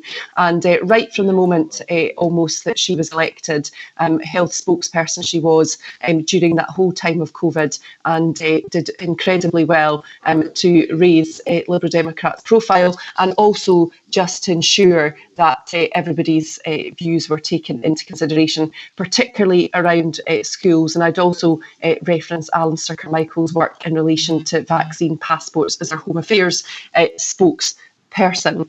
At the end of the year, Munira moved into education, something she's incredibly passionate about, and Daisy Cooper has moved in health and is already calling the government to account on that front. But COVID will be with us for some time.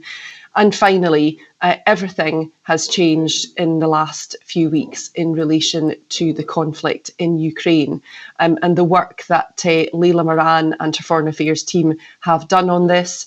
Leila, you may have seen, was one of the first to call out a number of the oligarchs that should be sanctioned using parliamentary privilege. She's been working very hard on the economic crime bill, which is coming back to Parliament tomorrow after it's been in the Lords. I'm sure Dick will mention that.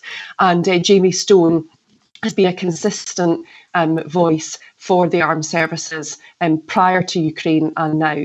So we may only be 13, but I hope I have demonstrated through this morning and this report the amount of work that our Liberal Democrat MPs are doing. For a bit of fun, the Scottish Daily Express did a piece of work looking at the number of spoken contributions and votes that Scottish MPs had taken part in. And I think it's not surprising to know that Scottish Lib Dems were in the top 3 positions on that. We work incredibly hard as a team of 13. In some respects, we have to, but I think that demonstrates the value that a Liberal Democrat MP delivers to constituents, and the values of this party are at the forefront of that. Thank you. Thank you very much, Wendy. The question that was submitted by the usual procedure is from Adam Robertson. So I've got Adam standing by in case he wants to ask a supplementary. But his original question is, what are the parliamentary party doing to highlight the chronic failings of inadequate government support in relation to education and health and care plans not being done on an annual basis by local authorities? Thanks very much, Jenny, and that gives me the opportunity to highlight the work that Tim Farron has done as our local government spokesperson, and he has been consistently raising the issue of local government funding for all areas, not just in health and education. And you may be aware there was a debate on the 9th of February, the annual debate on local government finance for the next annual year, which Tim participated in. And during that debate, he raised the fact that local authorities are still on one-year budgets and how this is frankly completely disrespectful. It's not an argument about the amount of money the local government receives, but ensuring that they can plan and serve their communities efficiently and with ambition in the way that has been outlined in the question. It's extremely difficult for local governments to have long-term health and education plans when they don't have proper sight of future funding. And regarding actual funding, Tim did raise the need to invest in mental health services, challenging the Secretary of State to invest more funding in public health, and the need for urban and rural parts of the country to be allocated funding as they need. Thank you, Wendy. Adam, do you have a supplementary question? Yes, thank you, Wendy, for your answer. I mean, my concern is where I live in Suffolk, that they've had to have an independent investigation by Lincolnshire into their SEND provision, and it's found out like 75% of education, health and care plans aren't being done within the annual review.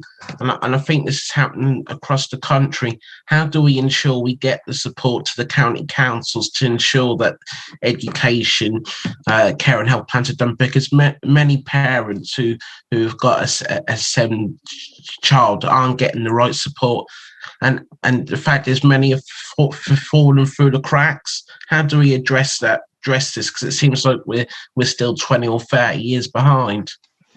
Yeah, thanks very much, Adam. So this question is obviously more about SEND education rather than actual funding, though there's no doubt that the current system ensures that local government can't make long-term funding plans. What I'm going to do is, and this is something I've done since I started doing these reports, is linking in with people afterwards so that we get a fuller response for you. But it sounds like we could be tabling some parliamentary questions through Munira in education to get some answers for you. But that sounds a very sorry state of affairs in Suffolk. Thank you very much, Wendy. We haven't had any questions. Oh, we have got one question to the Commons report, and then we'll be moving on to Dick Newby. John's just writing it down for me. Thank you. Okay, Wendy. So this is from Suzanne Fletcher. Will someone in the House of Commons take up the issue of high insurance for buildings where refugees live? Yes, Suzanne, let's link in with yourselves and Seekers of Sanctuary so that we can take that up for you. Thank you, Wendy, and my apologies for not being able to read John's writing. So we now move on to Lord Newby, who is our leader in the House of Lords, and he should have a report ready for you. And then we have, again, one question for him that's been submitted by the usual procedure. But if anybody wants to put one in the chat, feel free. Lord Newby. Thanks very much, Jenny. Well, we've had an unusually busy time in the House of Lords. As you'll know, the government has brought forward a series of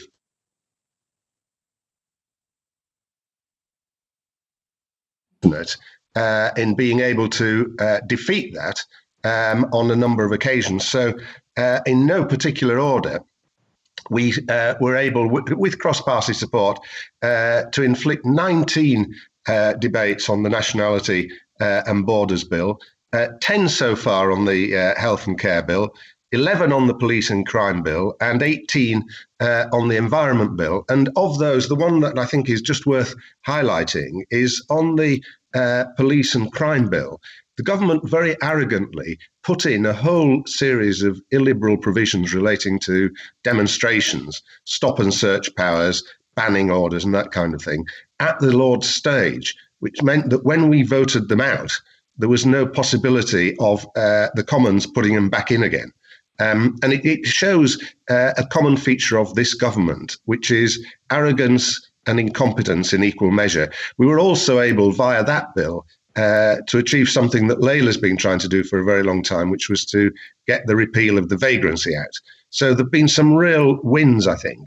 But it's been very heart-pounding. We're regularly voting 11, 12 o'clock at night. And our principal spokespeople, Brian Paddick, on all the Home Affairs legislation, and Joan Walmsley on the Health Bill, have been sitting and leading the charge till way after midnight on quite a number of occasions. It's a very stupid way of doing business, but at least we've had the satisfaction of having some wins out of it. And we've still, for the remainder of this session, got the Elections Bill with its provisions, which we're trying to excise relating to voter ID, the role of the Electoral Commission, and the ending of preferential voting for mayoral elections.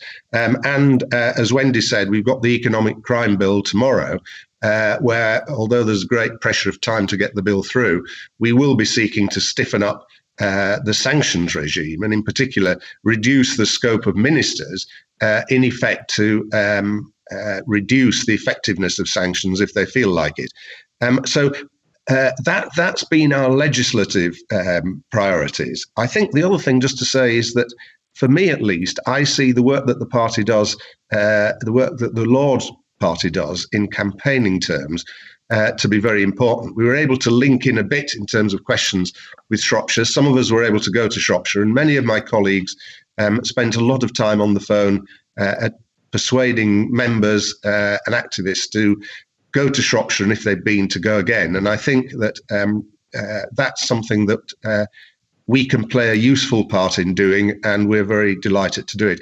The other thing that we're doing is that we have mentored all our target seat candidates with somebody from the Lords, a number of whom, Don Foster or Lynn Featherstone, for example, have been MPs, or Mike Story, for example, has been a council leader. So we hope that we can use whatever experience we've got of actually fighting elections to help people who are seeking to win at the next election.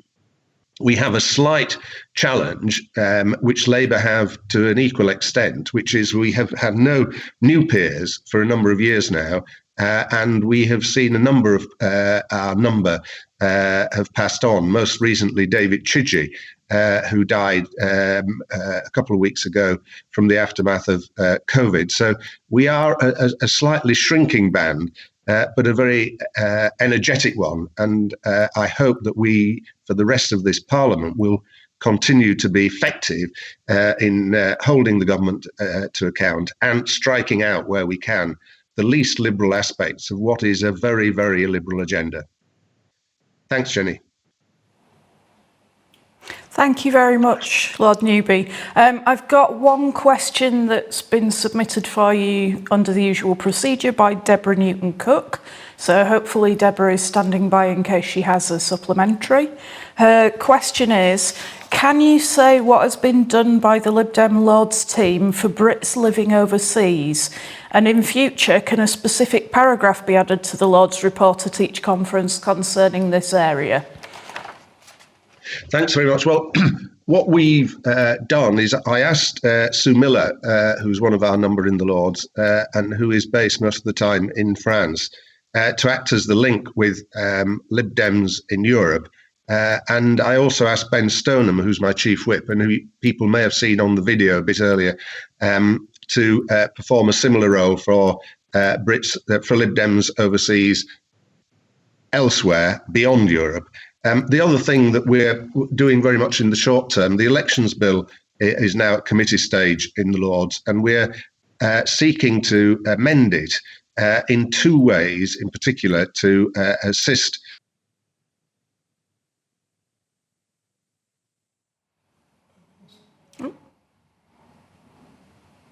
small number of overseas constituencies, so that instead of Brits abroad being assigned to a constituency that they may have lived in several decades ago, you would have a specific constituency or more than one constituency where they would have very much their own representative.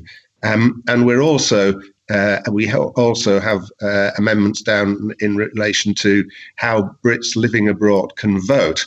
The logical thing really is to allow people living abroad to do it digitally, because relying on the post is a pretty hit and miss affair in some cases. So we'll be debating those and probably voting on them over the next week or two. Thank you very much, Your Lordship. Deborah, do you have a supplementary question? Yes, well, I didn't actually get an answer to my question, so I don't know if that's a yes or a no. My point is not to do with Lib Dems living overseas. My point is to do with the 5.5 million plus British citizens resident overseas who do not have a vote in the House of Commons. Now, all members of the House of Lords are constitutionally responsible for representing our interests. I'm speaking to you from Brussels and Belgium today. All around the world, all our interests are represented by members of the House of Lords. And whatever reforms go through in the next couple of weeks or so, there will always be some people who will not be caught by that, even if some of us will eventually be re-enfranchised to vote in the House of Commons. So your constitutional obligation to represent British citizens resident abroad continues. And that indeed is a responsibility on the shoulders of all of your members of the 88 members of your team. Now, I do appreciate that they are reducing, and indeed this is an obligation against all of the members of the House of Lords. So I would like to hear perhaps some of your thoughts about how to raise awareness amongst other parties. I mean, we're not just Lib Dems living overseas. I mean, there's non-party members and all sorts of members. And we've got, if you just before you came on, there was a video about Lib Dems abroad. And we've got a whole bucket of issues that need to be raised. And nobody is raising them. Thank you, Deborah. I think we've got your got supplementary there. Yeah. Well, I think the two things that I would say, I have appointed people to act as liaison with Brits living abroad who can look at cases coming forward. And two of the main issues that have been raised relate to voting, and we've taken them up. The one thing I would say about our ability to represent people as individuals. And this applies to our ability to deal with individual cases more generally. Members of the House of Lords don't have any staff. And so we work very hard, but we're not able to act as a constituency MP would in taking up a very large number of cases, because we simply do not have the capacity to do it. It's a great frustration to us because we all get cases that we'd like to pursue, but it's very, very difficult in reality to do more than a small number of them. And so what we try and do is to concentrate on improving the system. And frankly, if Brits living abroad had bespoke MPs, as it were, that would be the single best way to ensure that their day-to-day concerns could be raised in Parliament by somebody whose principal responsibility it was to do it. Thank you very much. We have one question for you from the chat, which is from Richard Flowers. He would like to ask, can we ask Lord Newby what the Lords are doing to support Baroness Liz Barker in her important work of fighting transphobia? Well, transphobia is an issue amongst our group in the Lords, as it is in every other group. It's an issue that has caused some difference of view within the Lords group.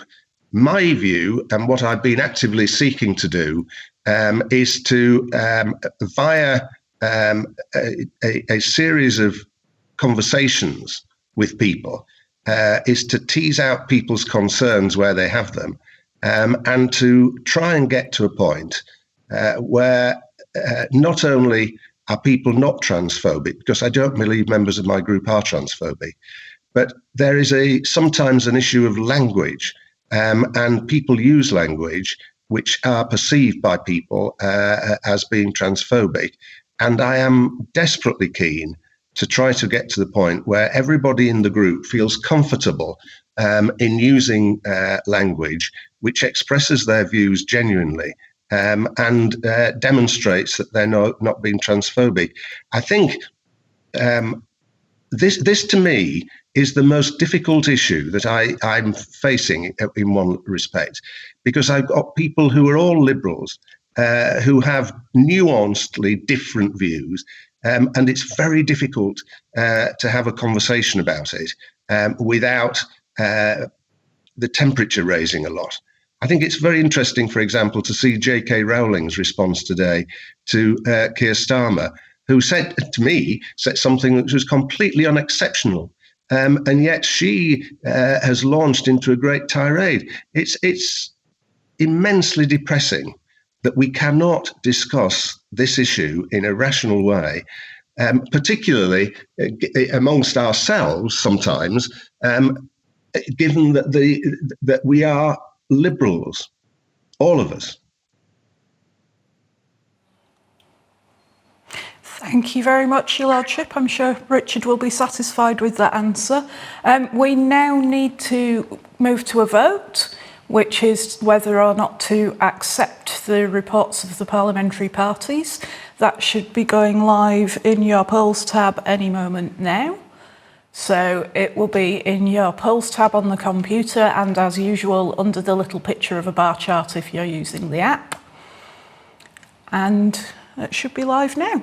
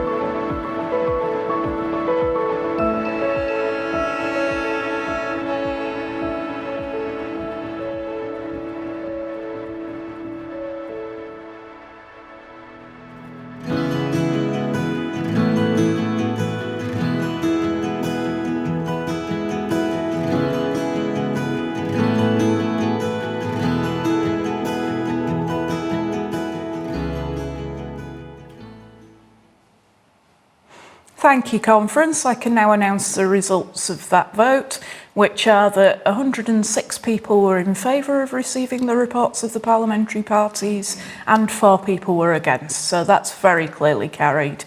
I'm now going to hand over to Nick Da Costa to chair the next item. But before I do that, thank you for John Ball and Chris Adams for being my aides.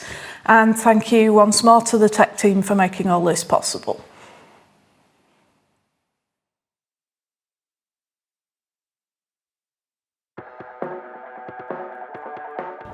Hi, my name's Elle, I'm Chair of the Young Liberals, and this is what we do.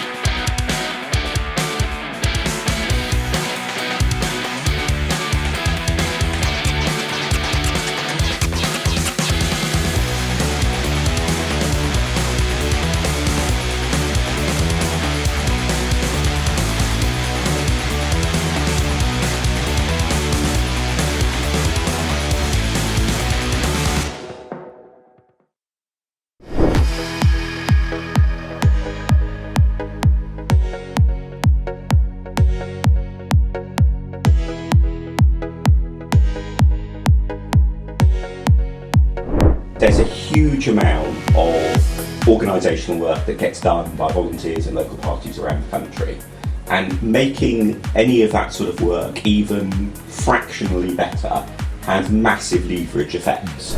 So there are, for example, around 400 local party chairs, around 400 local party treasurers, 400 local party secretaries and so on.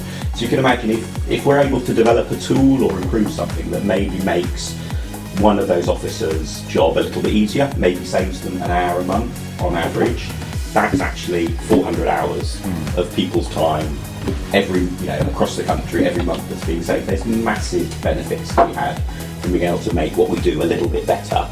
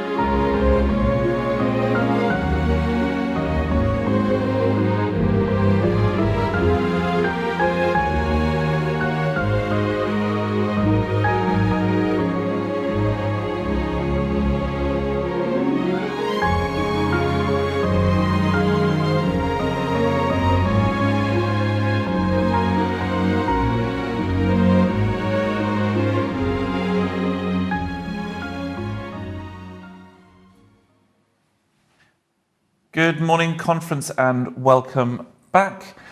We are now on F27 and F28, and we're first going to go to Dr. Mark Pack to move his Federal Board report. Mark. Thank you, Nick. Hello again, everyone. Last autumn at conference, we passed a new strategy motion for the party, and so a very large part of the Federal Board's work on your behalf since then has been making sure that not only directly through what the board and our party operation at HQ does, but also through encouraging and coordinating work with others, that we implement that strategy and really bring it to life. There have been 5 areas within that strategy that have had particular focus in the last few months. One is our continued investment in a very large team of campaign officers all across the country. And again, I would like to pay tribute to the state parties and in England, the regional parties who have cooperated in what have been at times some quite difficult decisions to make sure we can put as much finance as possible into that network.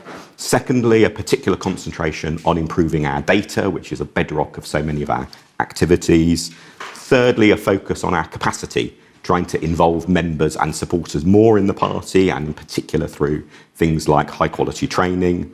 Fourthly, of course, the continued importance of improving our record on diversity and inclusion, not only because that's right in terms of what we believe as Liberal Democrats, but also that is another way to actually grow and be successful as a party. And then the fifth area has been a particular focus on market research and sort of policy preparation as we begin to develop the next stages of our messaging for the second half of this Parliament. I hope that some of the benefits from this work you've already begun to be able to see, such as, for example, how sharp and effective our political messaging was last year in Helen and Sarah's fantastic parliamentary by-election wins, or indeed the record levels of voter contact that we've had all across the country so far this year, the highest that we've had on record. And thank you, because I know a lot of you listening to this session will be people who've gone out and contributed to that voter contact. But fantastic to see, not only has that contact been in many areas of traditional strength for the party, but also lots of local parties who are, for example, campaigning to get their first councillor on the council this May have got really high contact levels so far this year. So that's really good news. Or a third example has been the recently completed first residential training weekend for the participants in Project Stella, our additional extra scheme to try and make sure that we improve the ethnic diversity of our parliamentary party at the next election and indeed in the long term. More details on all of that are in the report in the conference paperwork. Also in the board report is news on the complaints process and its rules. At this session at our last conference in the autumn, concerns were raised about how our complaints process interacts with council groups and how they handle complaints. I said then, in answer to questions, that we would consult with relevant parties and were committed to making appropriate changes in the rules. So I'm glad to say those consultations were fruitful. Thank you very much to everyone who worked on them. And as a result, the board is now reporting some variations to the complaints procedures to you under Article 23.3 as set out in the report. Some are for coming into force immediately, but some are later in the year to allow time for implementation. There is, of course, much else that the board has worked on, so please, by all means, drop me an email on president@libdems.org.uk if you have questions that haven't been submitted for this session or covered by what I've said. But before we turn to the questions, I think some thank yous are in order, particularly to Mike Dixon, our chief exec, and all of the staff team, but especially Jack Coulson, who works particularly hard and closely with the board to help us do our job well on your behalf.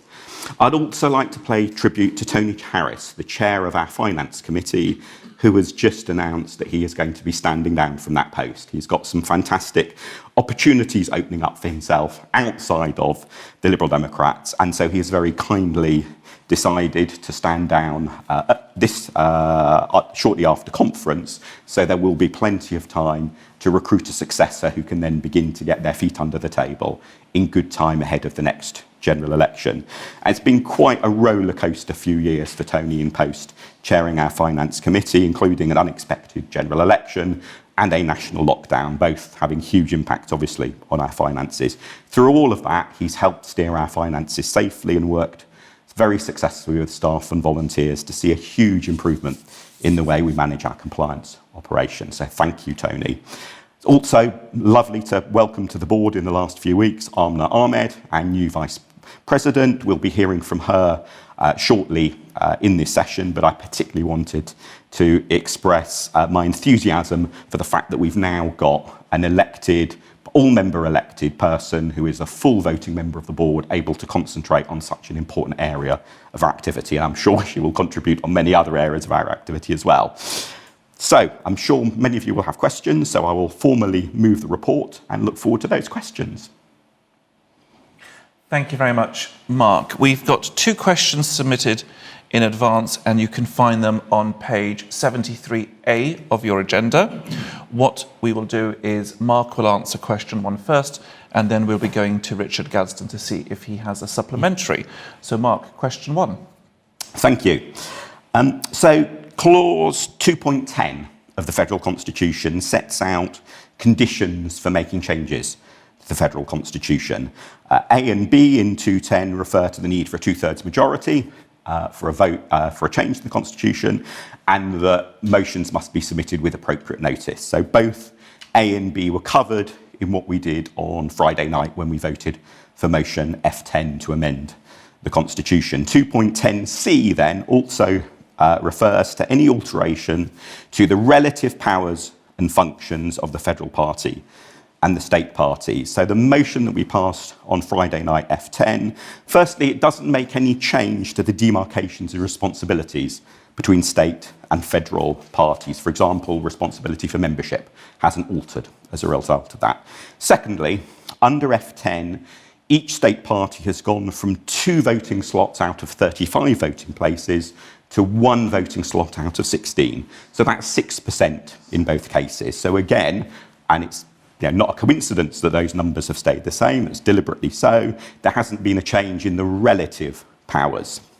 Thirdly, it's perhaps also worth mentioning that when we've previously at conference passed motions to amend the makeup of the board, such as when we originally created the Vice President post, and then when we made the Vice President post a full voting member, 210c has not been taken to apply to those previous changes either.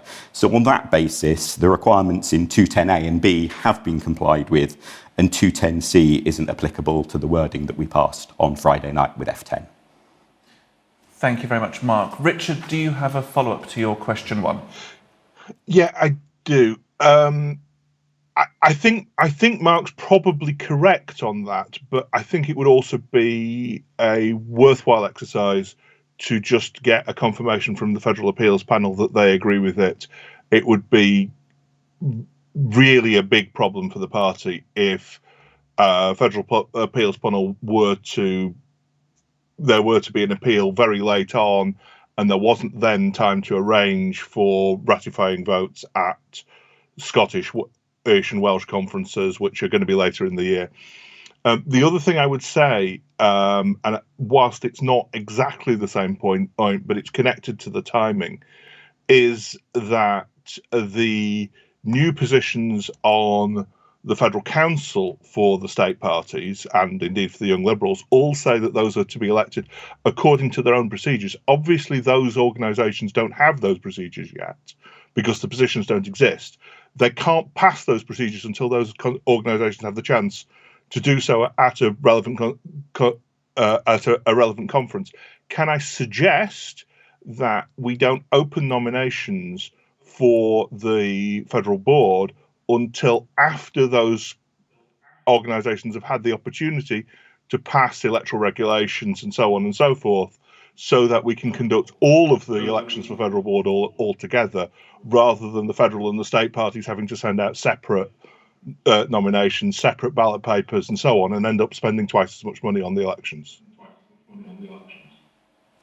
Yeah, absolutely. Taking those maybe in reverse order, I think, Richard, you're right. There's a whole load of consequential, important logistical issues that flow from how we implement F10. That was one of the reasons for having it at this spring conference, so that we've got a little bit more time to do that. With the new election regulations that we've also passed yesterday, we will be appointing a returning officer, hopefully in the fairly near future. So I think it would be most appropriate probably for that returning officer to make some of those decisions about how the elections run, rather than the board. After all, there may well be board members who might be intending to run in those elections. So I think it's the returning officer is the really key person there, and I'll certainly make sure your points are passed on to them.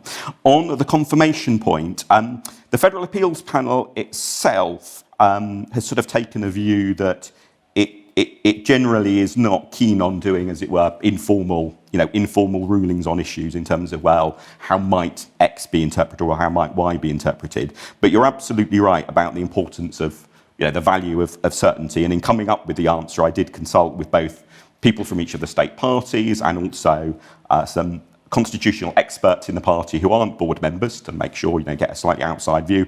And I'm very happy to do that again now that we have the final wording of F10, because as you say, if there is any sort of issue, much better to discover it now rather than far too late in the day.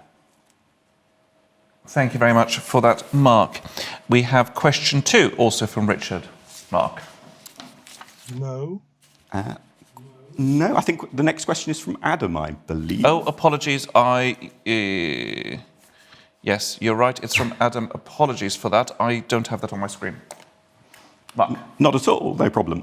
So Adam's question is about how we improve our record on getting candidates from the disabled community selected and indeed elected.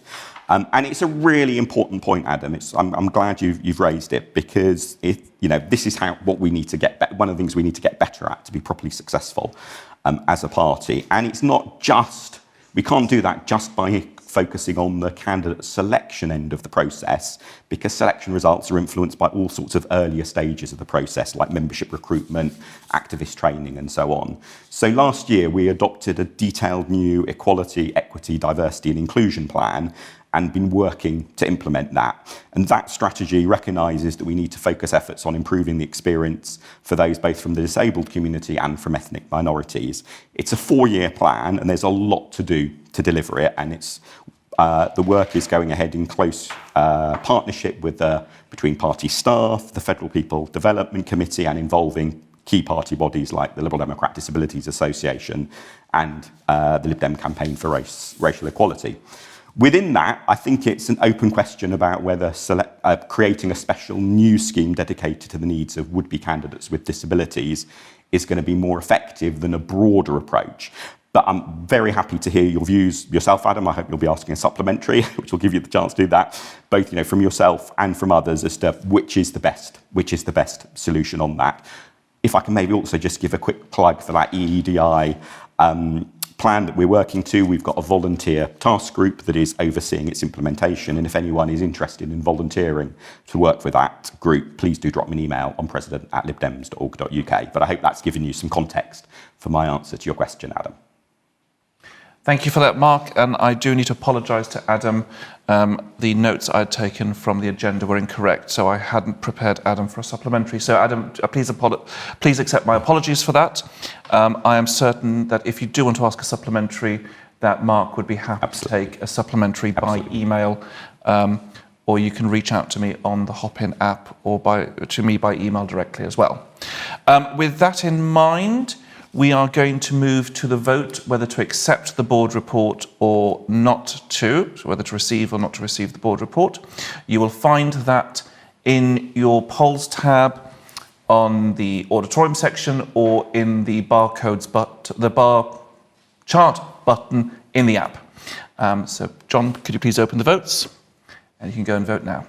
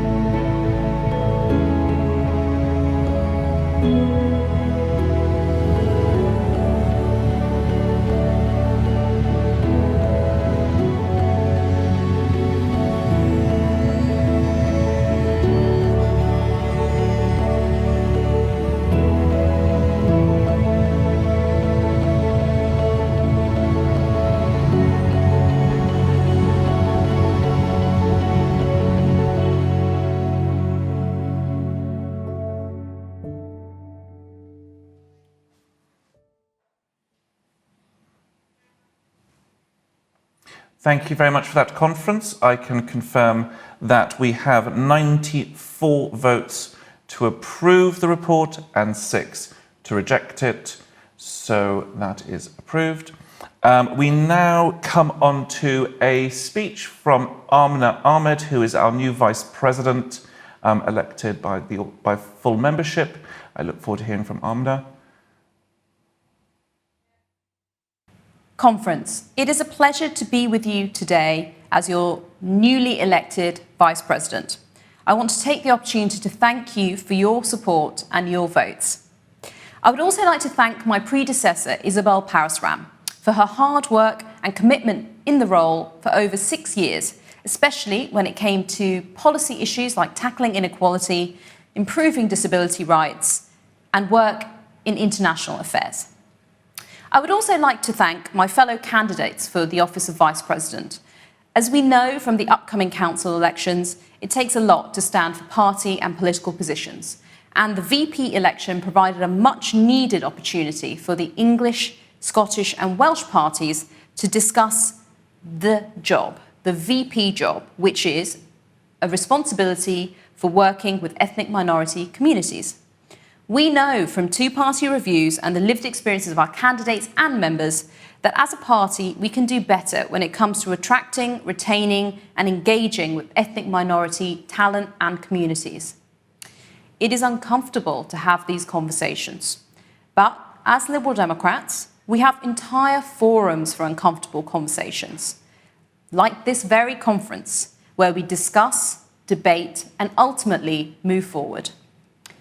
And much is being done, but to make measurable progress, we must go further when it comes to taking action towards change. As a party committed to equality, it is within our DNA to improve our track record in this area. And under my leadership as your VP, we can work together to nudge the party from debate to sustained action. But this takes commitment and work. And alongside my fellow members, this is work that I have already started in my term over the last month. I have met with LGA Lib Dems, ALDC, fellow federal board members, LDCRE, local party chairs and members, like yourselves. Challenging racism and lifting others is what I'm hearing from members. And that is why today I am going to be launching my new Spotlight campaign. In the next few months, I will be using the VP channels to highlight excellent work by local parties, members, parliamentarians and staff on diversity and inclusion. So, if you have run a successful membership recruitment drive, have tried new campaign tactics through your local party exec, or engaged with new local communities where we haven't had much traction before, then please get in touch with me on email at vice.president@libdems.org.uk. If there's excellent work, then I want to shout about it from the rooftops and share best practice. I know that this is just the beginning. This kind of campaign helps promote the work that we're doing, and there's still a lot more to do. It is a great honour, Conference, to speak to you today, as always, and to be elected by members as VP. As a former parliamentary, council and assembly candidate, I have seen prejudice close up in British politics and sadly within our own ranks. My experience led me to take time out and reflect. And then at Harvard, I had a rare opportunity to learn from world leaders on race equality, collaborative working and leadership. This was something I would never have dreamed of growing up on a council estate in South London. I look forward to working together as your Vice President to further our Liberal mission as a party, to empower people, to represent our community's concerns, and importantly, eliminate the power of prejudice over the lives of millions in British society. Thank you, Conference. Thank you very much for that, Amna. We now move on to F28, which is the report from the Campaign for Gender Balance. And to move the report, I call Julia Cambridge, Vice Chair. Julia. Good morning, Nick and conference. I'm sure everyone's minds is on Ed Davies' speech, so I have just a short report this morning. The Campaign for Gender Balance has had a busy 6 months since 2021 Autumn Federal Conference. We have been providing mentoring support for any woman who contacts us or who is considering going for approval or applying for parliamentary selections through 2021 and 2022. I led our candidate approval team, and we had success helping many women get approved as parliamentary candidates. Now, CGB Chair Candy Piercy leads both the CGB training operation and the selection mentoring team, and she's been working with Daisy Cooper and the chair of the Racial Diversity Campaign to identify and support diverse candidates who want to apply for target seats. CGB is pleased to see the positive approach that the English Candidates Committee has taken to make the English selection procedure more diversity friendly. But we are concerned that last year, most target seats in any region went forward for selections in the same period of time in summer and autumn of 2021. Now, this will restrict the opportunities that diverse candidates would have to get selected. We were right to be concerned, as the latest trends show. We ask that the FCEC considers this a good time to maybe relook at this for selections after the next general election. Now, early in 2021, we ran the first ever fully digital Future Women MP weekend, which was a great success. We are planning the next Future Women MP weekend for early 2022. At Autumn Conference 2021, we ran a full programme of online training modules, which were well received and attended. But we continue to be concerned about the number of excellent women who have stepped back from political activity as a result of the COVID pandemic. However, we are happy to see the number of women who have got involved in politics as a result of their experience in the pandemic and are now setting out on a political journey. Many are starting off by standing in local government elections, a great way to develop political skills and experience, and can I just say good luck to all women standing for May the 5th. Others want to go straight into a parliamentary selection. CGB provides training for either of these approaches.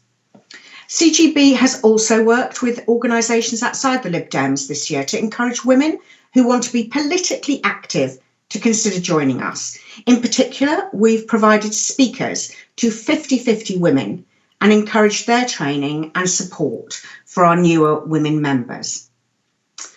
Now, just as with Sarah Green MP at the Chesham and Amersham by-election, CGB was prominent in providing support to the North Shropshire by-election and our new MP Helen Morgan.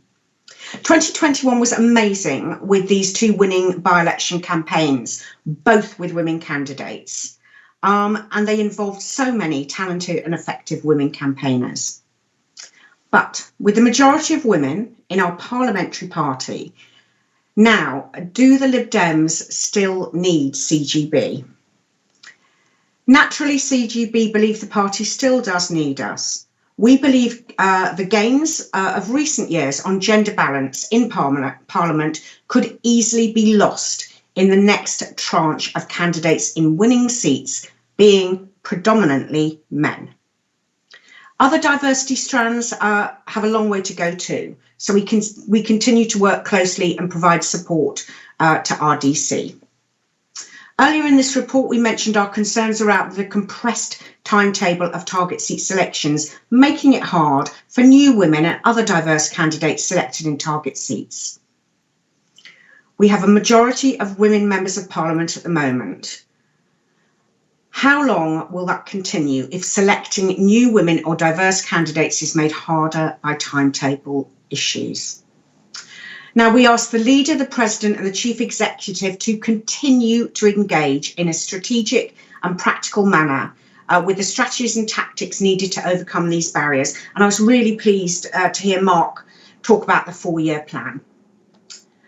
So CGB has continued to work without a financial grant from the party, and thank you to everyone who gave us donations last year.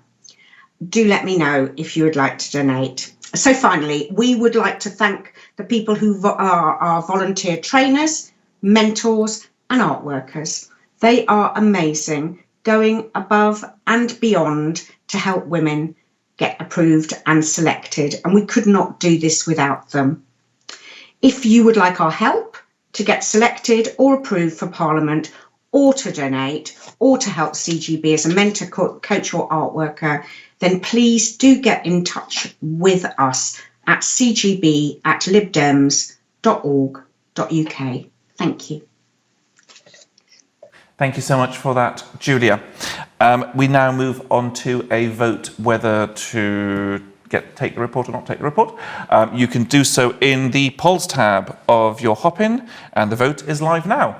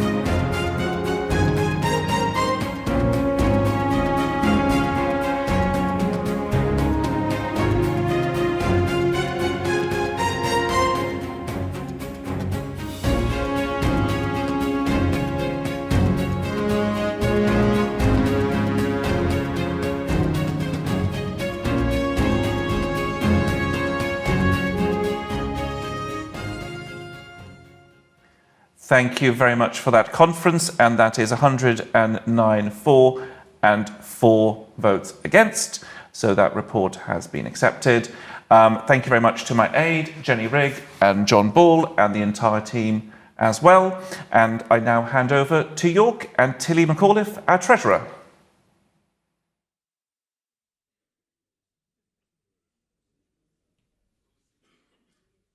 Hello, and welcome to Ed's speech. But I am not Ed. I am but the warm-up act. I am the canapé. I am the interlude. I am the mind the gap announcement before getting on the tube. But I digress. Hello, I'm Tilly McAuliffe. I'm the party treasurer. Welcome to the appeal. Yes, I am here to ask for donations. You will see the link in the chat. I promise you it will be there. Because your donations make a massive difference.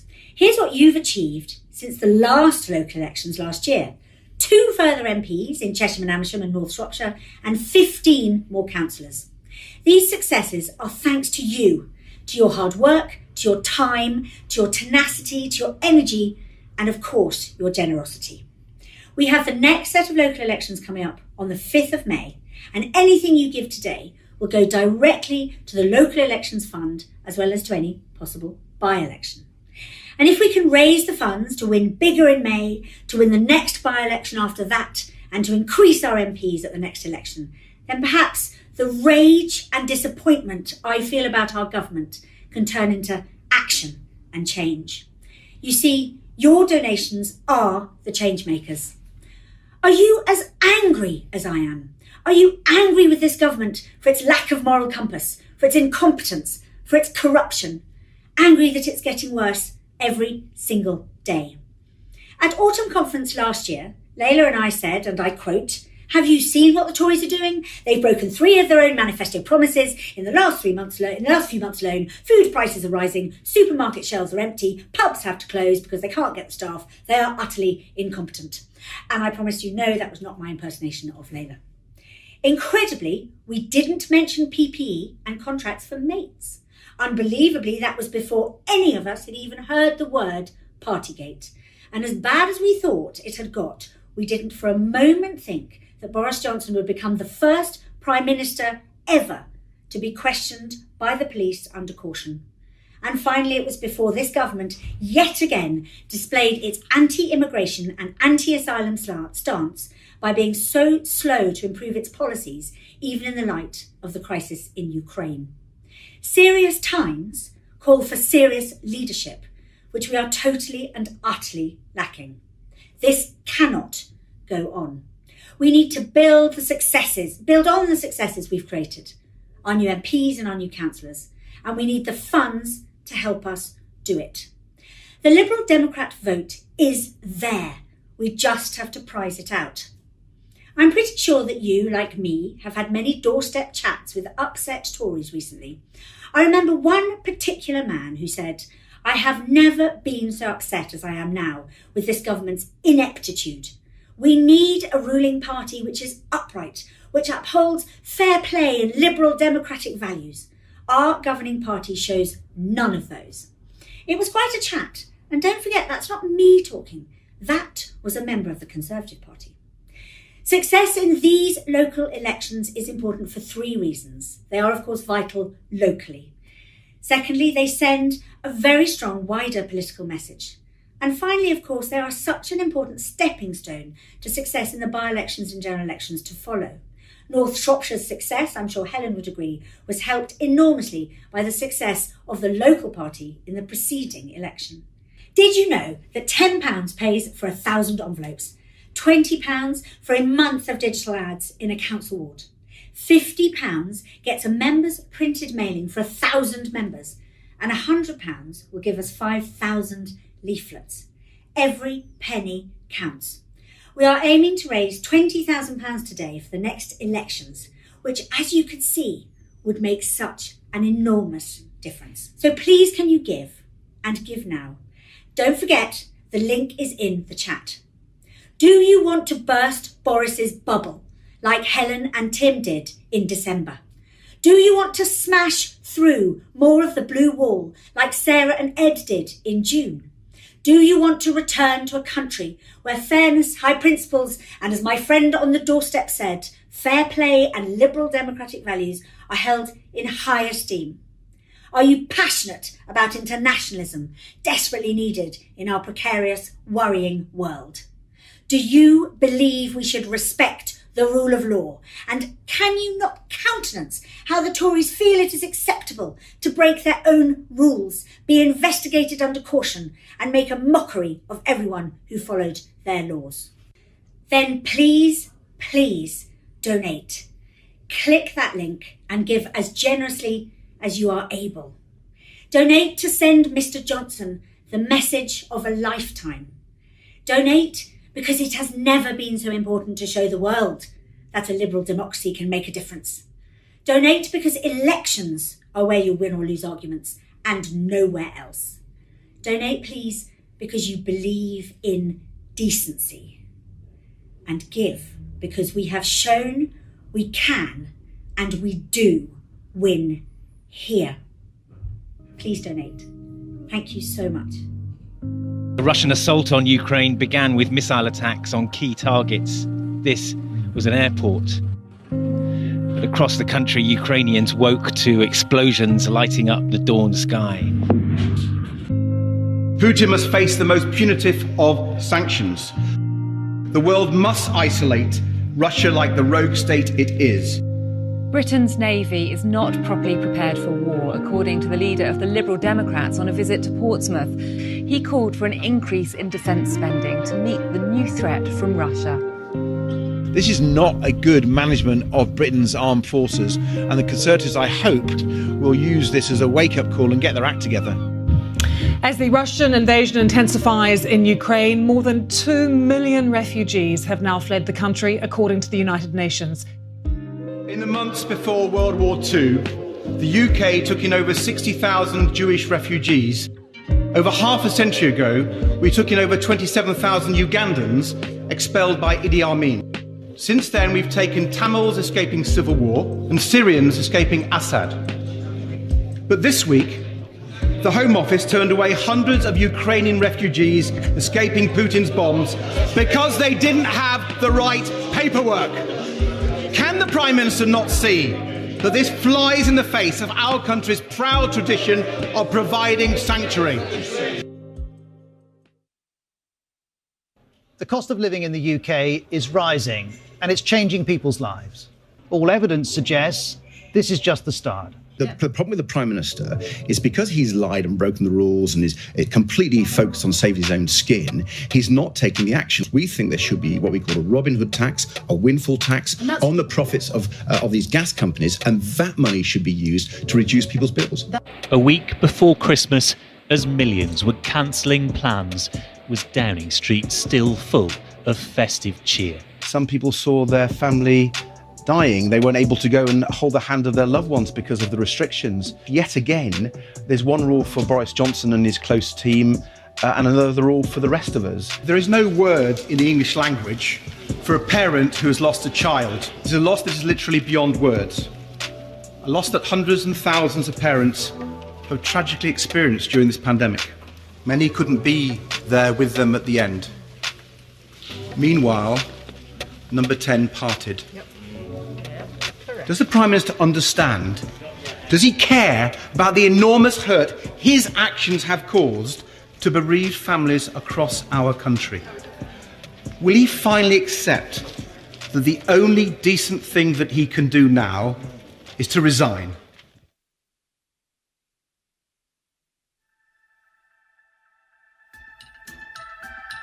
This government must be held to account.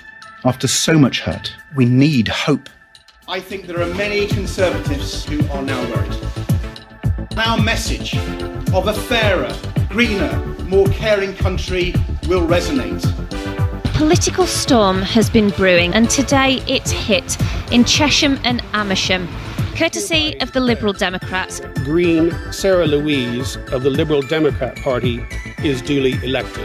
The blue wall, the Tory heartlands, could become a yellow brick road. Helen Margaret Lillian is duly elected as the Member of Parliament for the North Shropshire constituency. A sensational by-election victory for the Liberal Democrats and a humiliation for the Tories that will increase pressure on Boris Johnson from his mutinous MPs. 3, 2, 1. Bursting Boris's bubble, not a subtle message, but then neither was the verdict of the voters. The Lib Dems storming to victory in what was a rock-solid Conservative seat. We are sending a shockwave through British politics to hold this appalling Tory government to account. We've now beaten the Conservatives in 2 of their safest seats this year. I think the Liberal Democrats have now proven that Conservatives can be beaten and beaten anywhere. Ladies, gentlemen and councillors, we are live in York. Please join me in welcoming the leader of the Liberal Democrats, Ed Davey.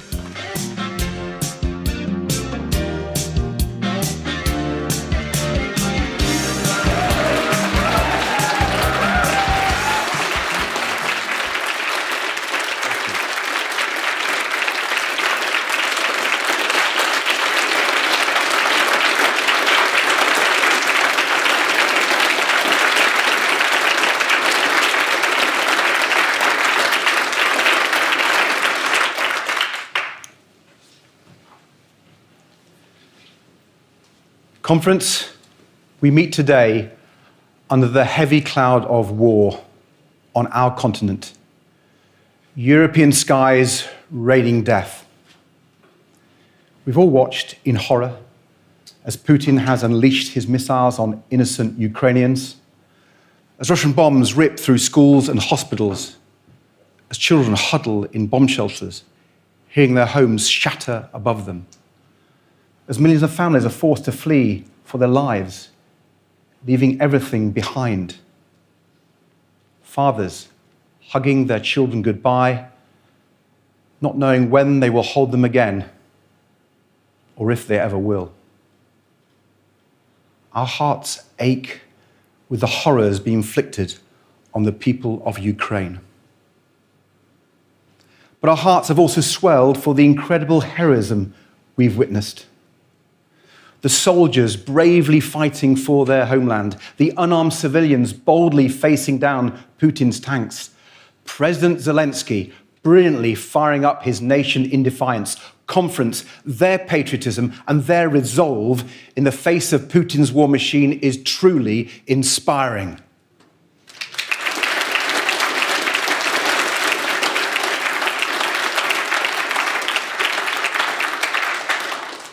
And so is the response of the British people and our friends across Europe, opening their doors to refugees fleeing the violence, sending food, clothes and medicine to families in need, pushing governments and businesses to do far more. And we, Liberal Democrats, stand in solidarity with our Liberal brother, President Zelensky, and with all Ukrainians.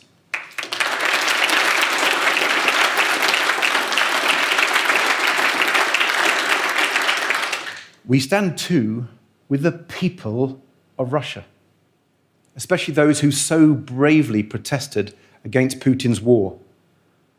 And we stand with people across Eastern Europe who know only too well how Putin's ambitions threaten their freedom and their democracy, who fear for their own security, even as they reach out to welcome their Ukrainian brothers and sisters.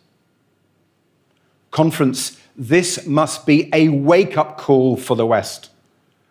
While Vladimir Putin bears sole responsibility for these appalling atrocities, we must recognize that they have not happened in a vacuum. Putin was emboldened by West, destabilized by a rising tide of nationalism, populism. Putin exploited a complacency that has seen nations take for granted our fragile alliances. Putin has even been encouraged by some, like a certain former president of the United States, who has spent years actively undermining NATO. If we are to stop Putin and prevent future Putins, the UK and all who share our commitment to peace, freedom and democracy must remember the simple truth demonstrated so closely these past few weeks. We are stronger when we act together.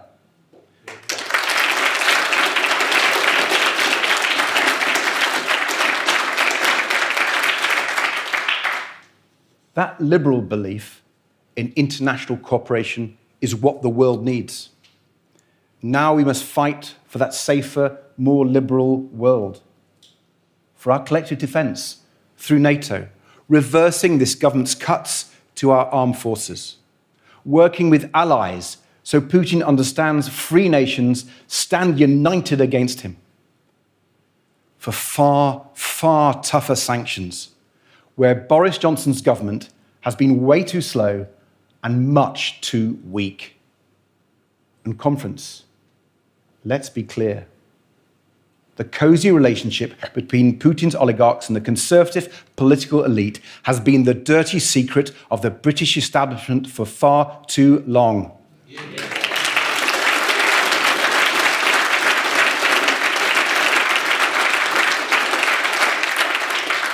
Now we have learned how Evgeny Lebedev courted Boris Johnson for years, trading political favours, taking him on holiday, even after MI6 had made their concerns clear.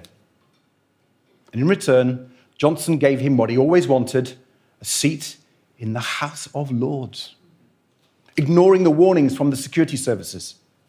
So today, I am calling for a full public inquiry into the Prime Minister's decision to give Lebedev a peerage.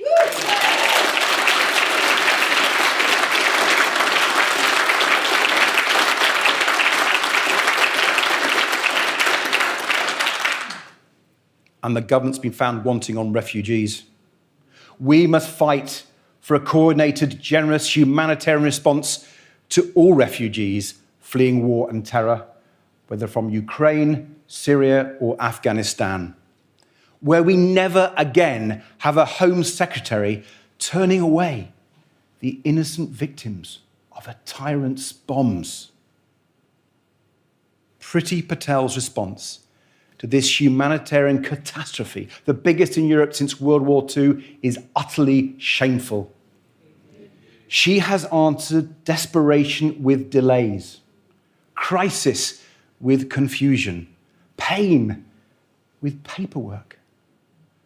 Friends, when we see parents and children bombed out of their homes, journeying for days in search of nothing more than a safe place to live, people across the UK have said loud and clear, we want to welcome them with open arms, just as we welcome refugees of other conflicts in the past.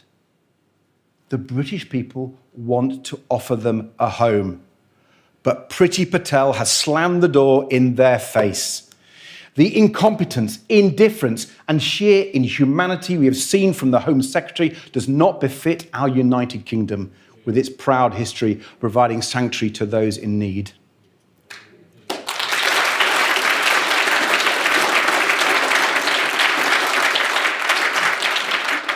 Priti Patel's inaction does not befit the British people with all our compassion and generosity. It couldn't be clearer that Priti Patel is not up to the job. The buck stops with the Prime Minister, so Boris Johnson must sack her now.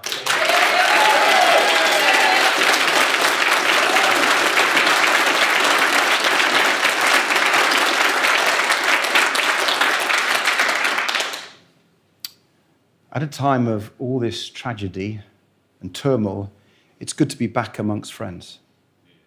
Discuss how we can help others, whether in Ukraine or across the UK.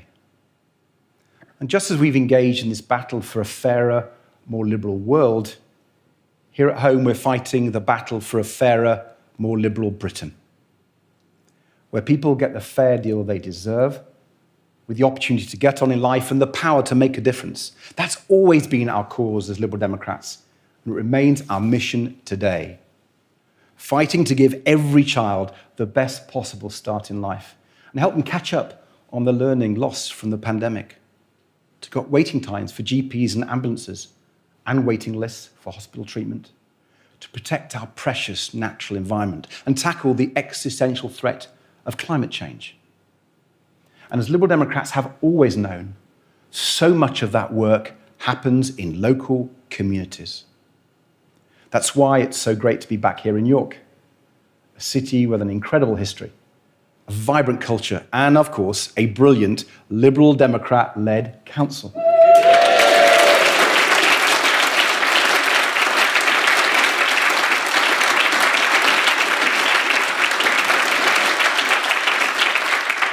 Where Liberal Democrats are making an unprecedented investment in social care for both adults and children, and planting trees for a new 194-acre community woodland. Liberal Democrat councillors delivering for local people and the local environment here in York, just like we are in communities across the UK. Now, York is also famous for being the final resting place of the notorious highwayman, Dick Turpin. Imprisoned just over the river in York Castle, executed down the road in Knavesmire and buried at St. George's Church.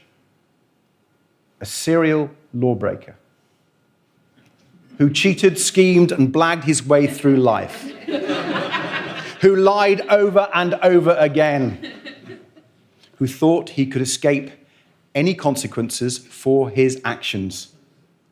I think you've got it.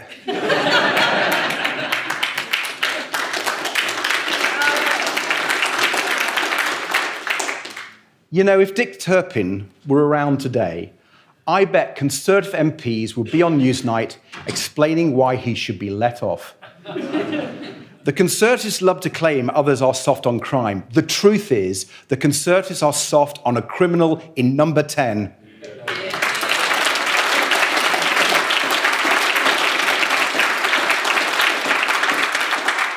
The law-breaking and lies of this Prime Minister are matched only by the cowardice and complicity of Conservative MPs. They ducked their responsibility to kick Boris Johnson out of Downing Street. They chose to keep as Prime Minister a man who broke his own laws. Laws he was telling everyone else to follow. Laws that forced countless families to make enormous sacrifices. Conservative MPs have chosen to keep a man who has lied and lied and lied to Parliament and to the British people. But you know, people are seeing through his lies. On a recent visit to a secondary school in my constituency, the pupils asked me, was it a party or a work event? Eager to hear their views first, I asked back, what do you think? Was it a work event? Nothing. Was it a party? Every single hand shot up. I know it, you know it, the teenagers at Chessington School know it, and Conservative MPs know it too. But they've chosen to do nothing. The truth is, Conservative MPs are all Boris Johnsons now. With a few honourable exceptions, they now all subscribe to his new Conservative philosophy. Truth doesn't matter. Laws are for other people. Rules don't apply to them. That's not right.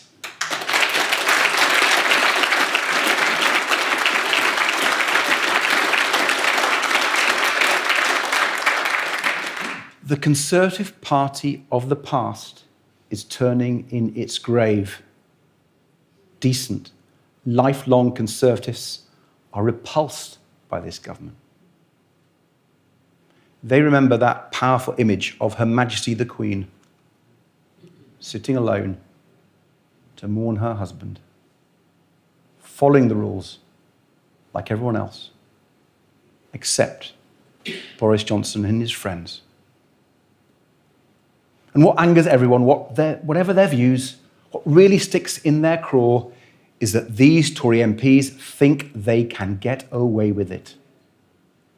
The Conservatives think they can take you for fools, just as they take your votes for granted. But they won't get away with it. We won't let them get away with it.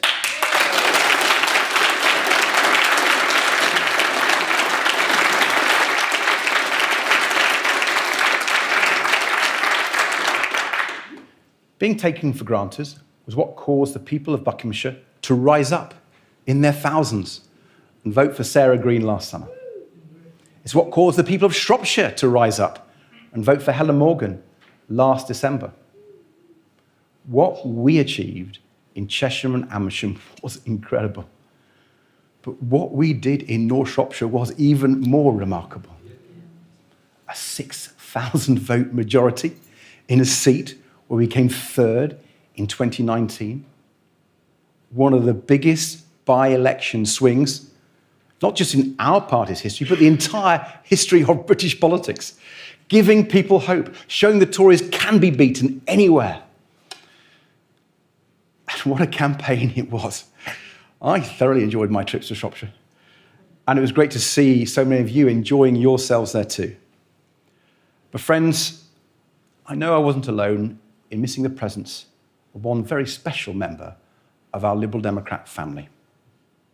A stalwart of so many by-elections, our dear friend, Erlen Watson. A true Liberal, whose infectious energy, encyclopedic mind and big heart are legendary. Erlen, taken from us this January, long before his time. Erlen, we miss you. But it's fitting that the final by-election of Erlen's life was a historic Lib Dem gain. Our amazing campaign director, Dave McCobb, told me about the moment he realised victory in North Shropshire was possible. It was very early on, when he was doing some door knocking to hear how people felt. The first person he spoke to actually worked at the local Conservative club. but unprompted, they told Dave the Conservatives were taking us for granted. And it was time for a change. So they were now voting for us. And at the very next house, Dave spoke to an elderly lady who'd always voted Conservative. But after a chat about the issues facing the area, she didn't just say she would vote Liberal Democrat, she actually put up a Lib Dem poster. That's when Dave knew it was game on. And we won in North Shropshire because we listened to local people and found out they weren't just angry about Conservative lies and Conservative corruption. Don't forget, Dave's door knocking was weeks before we'd learnt about the law-breaking parties at number 10. People's anger had far more to do with seeing local farmers sold out by Conservative ministers with a bad trade deal, and watching loved ones suffer life-threatening delays, waiting hours for an ambulance, their agony growing and distress deepening, unable to get to hospital fast because Conservative governments had failed our NHS. That's what local people told us. That's what we campaigned on. And that's what the brilliant Helen Morgan is now working on in Parliament.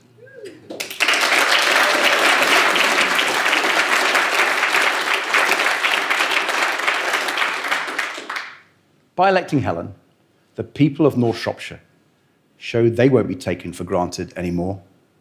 And they've shown the rest of the country what you get when you vote Liberal Democrat, a real local champion, working hard for her constituents, fighting for a fair deal for them. I'm so proud of Helen, and I'm proud of you all for those two historic by-election wins.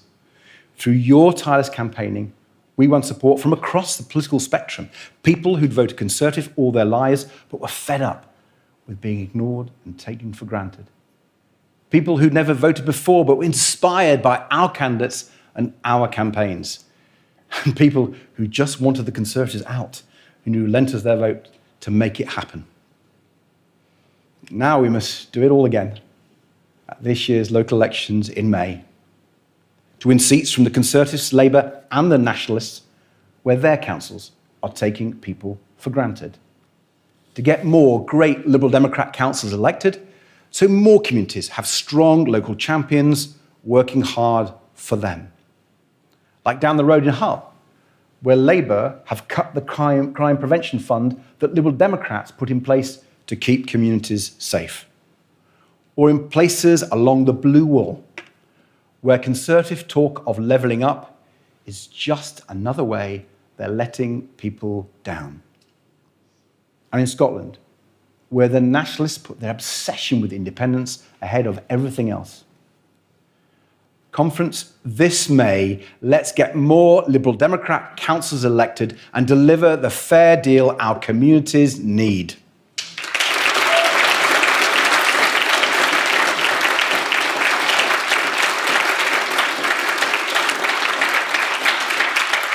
Your hard work, your campaigning to win council seats in May can also deliver a bonus for our party, helping us set the ground for the next general election when it will fall to us to win Conservative seats no other party can win.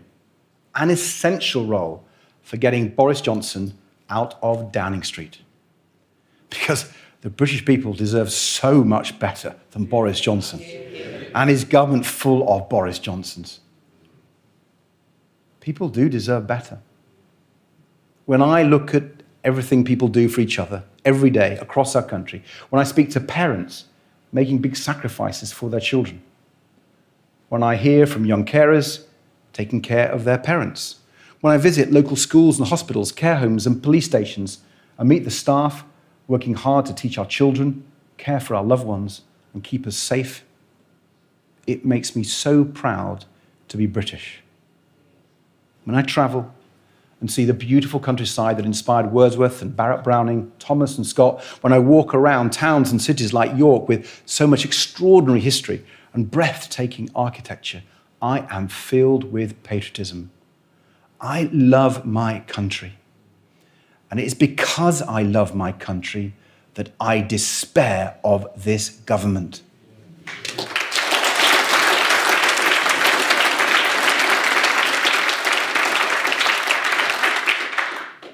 But in case you think it's just a question of getting Boris Johnson out of number 10, let's remind ourselves of the man being lined up to replace him. Rishi Sunak, a chancellor who's wasted more of our money than any chancellor in history and now wants us to pay for it in unfair tax rises, who merrily signed the checks for billions on unusable protective gear, who is cheerfully writing off billions in COVID fraud, but who refuses to give our children the education funding they need to catch up from COVID, who slashed aid for the world's poorest people in the middle of a global pandemic, and who turned his back on 3 million self-employed people when their businesses were hit by lockdown. Rishi Sunak is Mr. Moneybags to his Tory donor mates, but he's Ebenezer Scrooge to the rest of us. Now, we've heard recently how the Chancellor is ramping up his leadership campaign. I have to say, he's doing a brilliant job of making himself Johnson's heir apparent, giving privileged access to wealthy donors, wasting other people's money on dodgy contracts, and facing questions under caution by the Metropolitan Police. Less the dishy Rishi, more the fishy Rishi.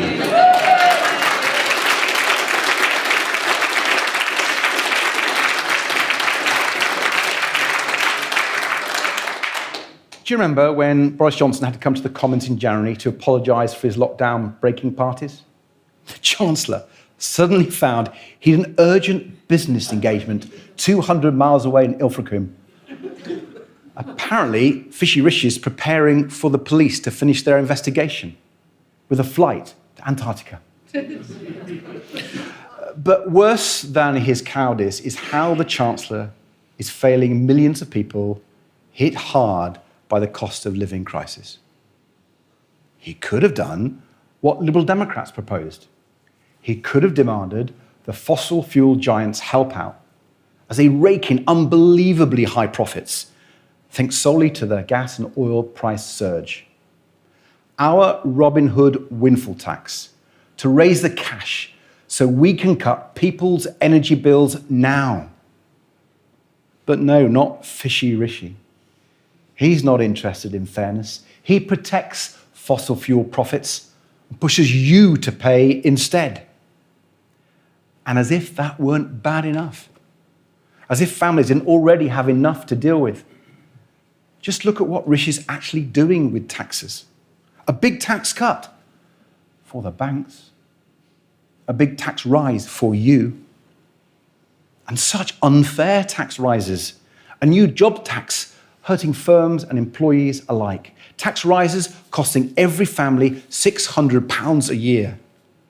It's time the Chancellor listened.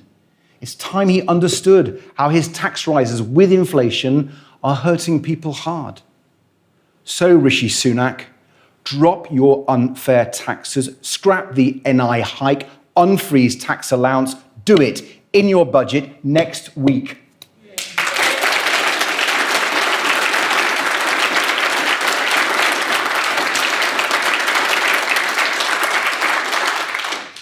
Conference next week, our country needs an emergency budget because families and businesses are facing an emergency. The war in Ukraine has turned a cost of living crisis into a cost of living emergency. That's why I've called for an emergency measure on top of everything else we proposed for the less well-off. I've called for a cut in VAT right now, a fair tax cut worth £600 a household to help families, to help businesses, to help our economy. Liberal Democrats cutting taxes fairly, Conservatives raising taxes unfairly. And fair taxes are part of our fair deal. A fair deal the Conservatives just don't understand. How could they, when theirs is a government that's rejected fairness, when the only deal the Conservatives promote is one rule for us, another rule for you.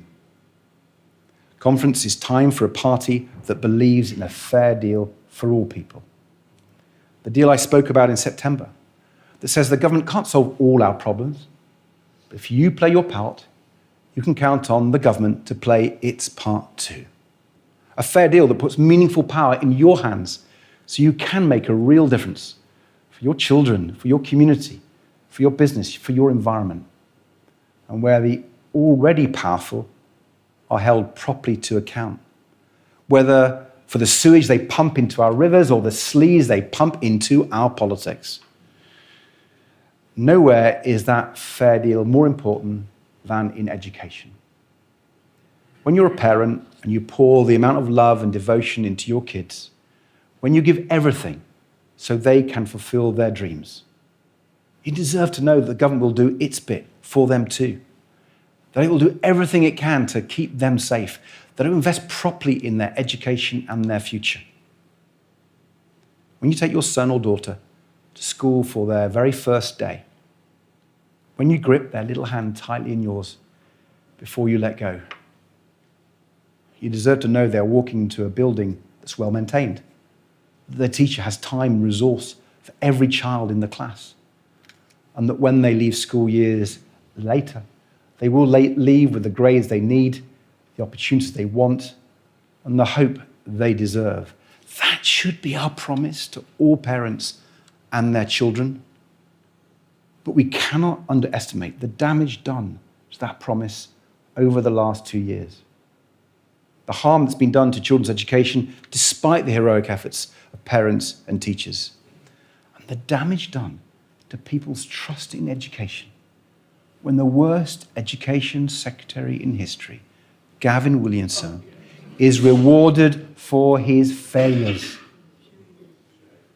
A fair deal would be different, with a children's catch-up fund of at least £15 billion. A fair deal on education to involve parents more than ever before, by putting real power in every parent's hands, with catch-up vouchers to spend how they see fit, so all parents, at last, can have a say in what's best for their child. Conference, I was delighted you endorsed that policy yesterday, showing clearly Liberal Democrats on the side of parents, renewing the promise for all children with an education fair deal. But we can't stop there. As all parents know, the impact of COVID goes far beyond the learning children have lost. We worry about COVID's effect on our children's emotional development too, their mental health and well-being. I've heard from many parents who've watched their child's mental health get worse over the last 2 years, hurt by the lack of social activities and so much time kept apart from friends because they followed the rules. Watching my own daughter was often hard. Birthdays on Zoom, brownies on Zoom, ballet on Zoom. Though I must confess that last one was sometimes hilarious. But I ate, knowing how much she was missing out on. And when she did start going back, it was hard to see her fear about bringing the virus back to her brother. Not something a 7-year-old should have to worry about, but a fear so many children grappled with. All that on top of the other stresses and strains of school life, bullying, which is still far too prevalent, the terrifying rise of self-harm and eating disorders, and the newer pressures of social media with all the dangers that brings. Parents do all they can to protect their children, to take care of their mental health, but it's harder now than ever. And when their child is struggling, many parents don't know how to get them extra help. For every 5 children needing mental health treatment, 3 are unable to access it. And for those who do get some treatment, some have to travel hundreds of miles to get it. Just imagine your child broke her arm in York and being told you have to drive all the way to Exeter to get it put in a cast, or wait 6 months to get it seen to. We wouldn't tolerate it for children's physical health, and we mustn't tolerate it for their mental health either.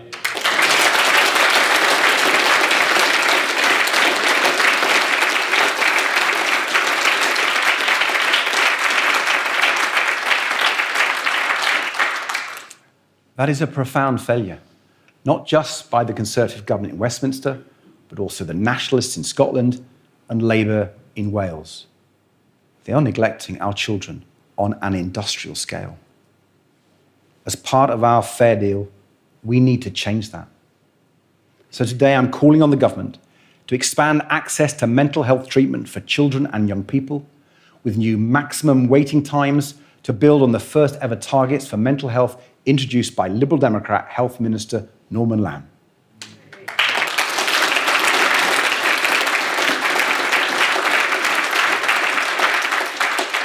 By recruiting and training more psychiatrists to deliver those targets. And crucially, putting a dedicated, qualified mental health professional in every school. So every child and every parent has someone they can turn to for help. And while I'm on the subject of mental health, let me return to a group of people who are very close to my heart and who need much better support for their mental health too. Carers. You see, people looking after their loved ones have, on average, much higher levels of anxiety, stress, and depression than the population as a whole. Yet another of the challenges faced by the UK's army of 11 million family carers that is far too often hidden from view. Yet another reason we are right to stand up for carers and campaign for the support they deserve. Yet another reason why they need a fair deal. But far from giving carers a fair deal, the government is penalising them even further. Next month, they will scrap free lateral flow tests. The tests that millions of carers take regularly to make sure they don't pass COVID to their vulnerable loved ones. A new Conservative tax on caring, when carers are already struggling to make ends meet. It's unfair and unjust, and the government must change course on that now.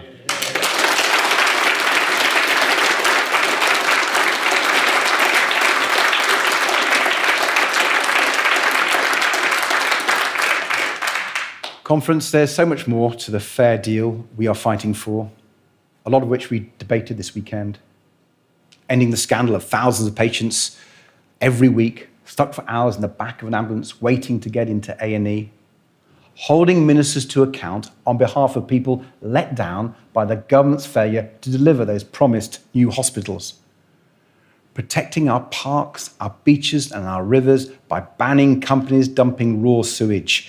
Taking real action on climate and biodiversity. Helping small businesses recover from the pandemic. Making communities safe by tackling rising crime. And welcoming refugees with care and compassion. A fair deal must do all this and more if we are to restore trust and decency to our politics.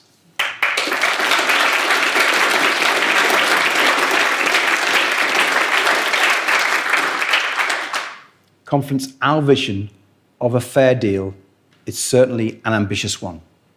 But I make no apologies for being ambitious. Our great country and the great British people deserve nothing less. And I know our fair deal is possible. I know we can deliver it by campaigning harder than ever, by listening to people and showing people we're on their side, by taking no one for granted. If we do this, we can get Liberal Democrats elected to councils in Scotland and Wales, in London, and right across England. We can get Liberal Democrats elected to Parliament to join Helen and Sarah and the rest of our team. And we can defeat this awful government, bring down the blue wall, and build a fairer country. So let's get out there and fight for our communities, fight for a fair deal, and win.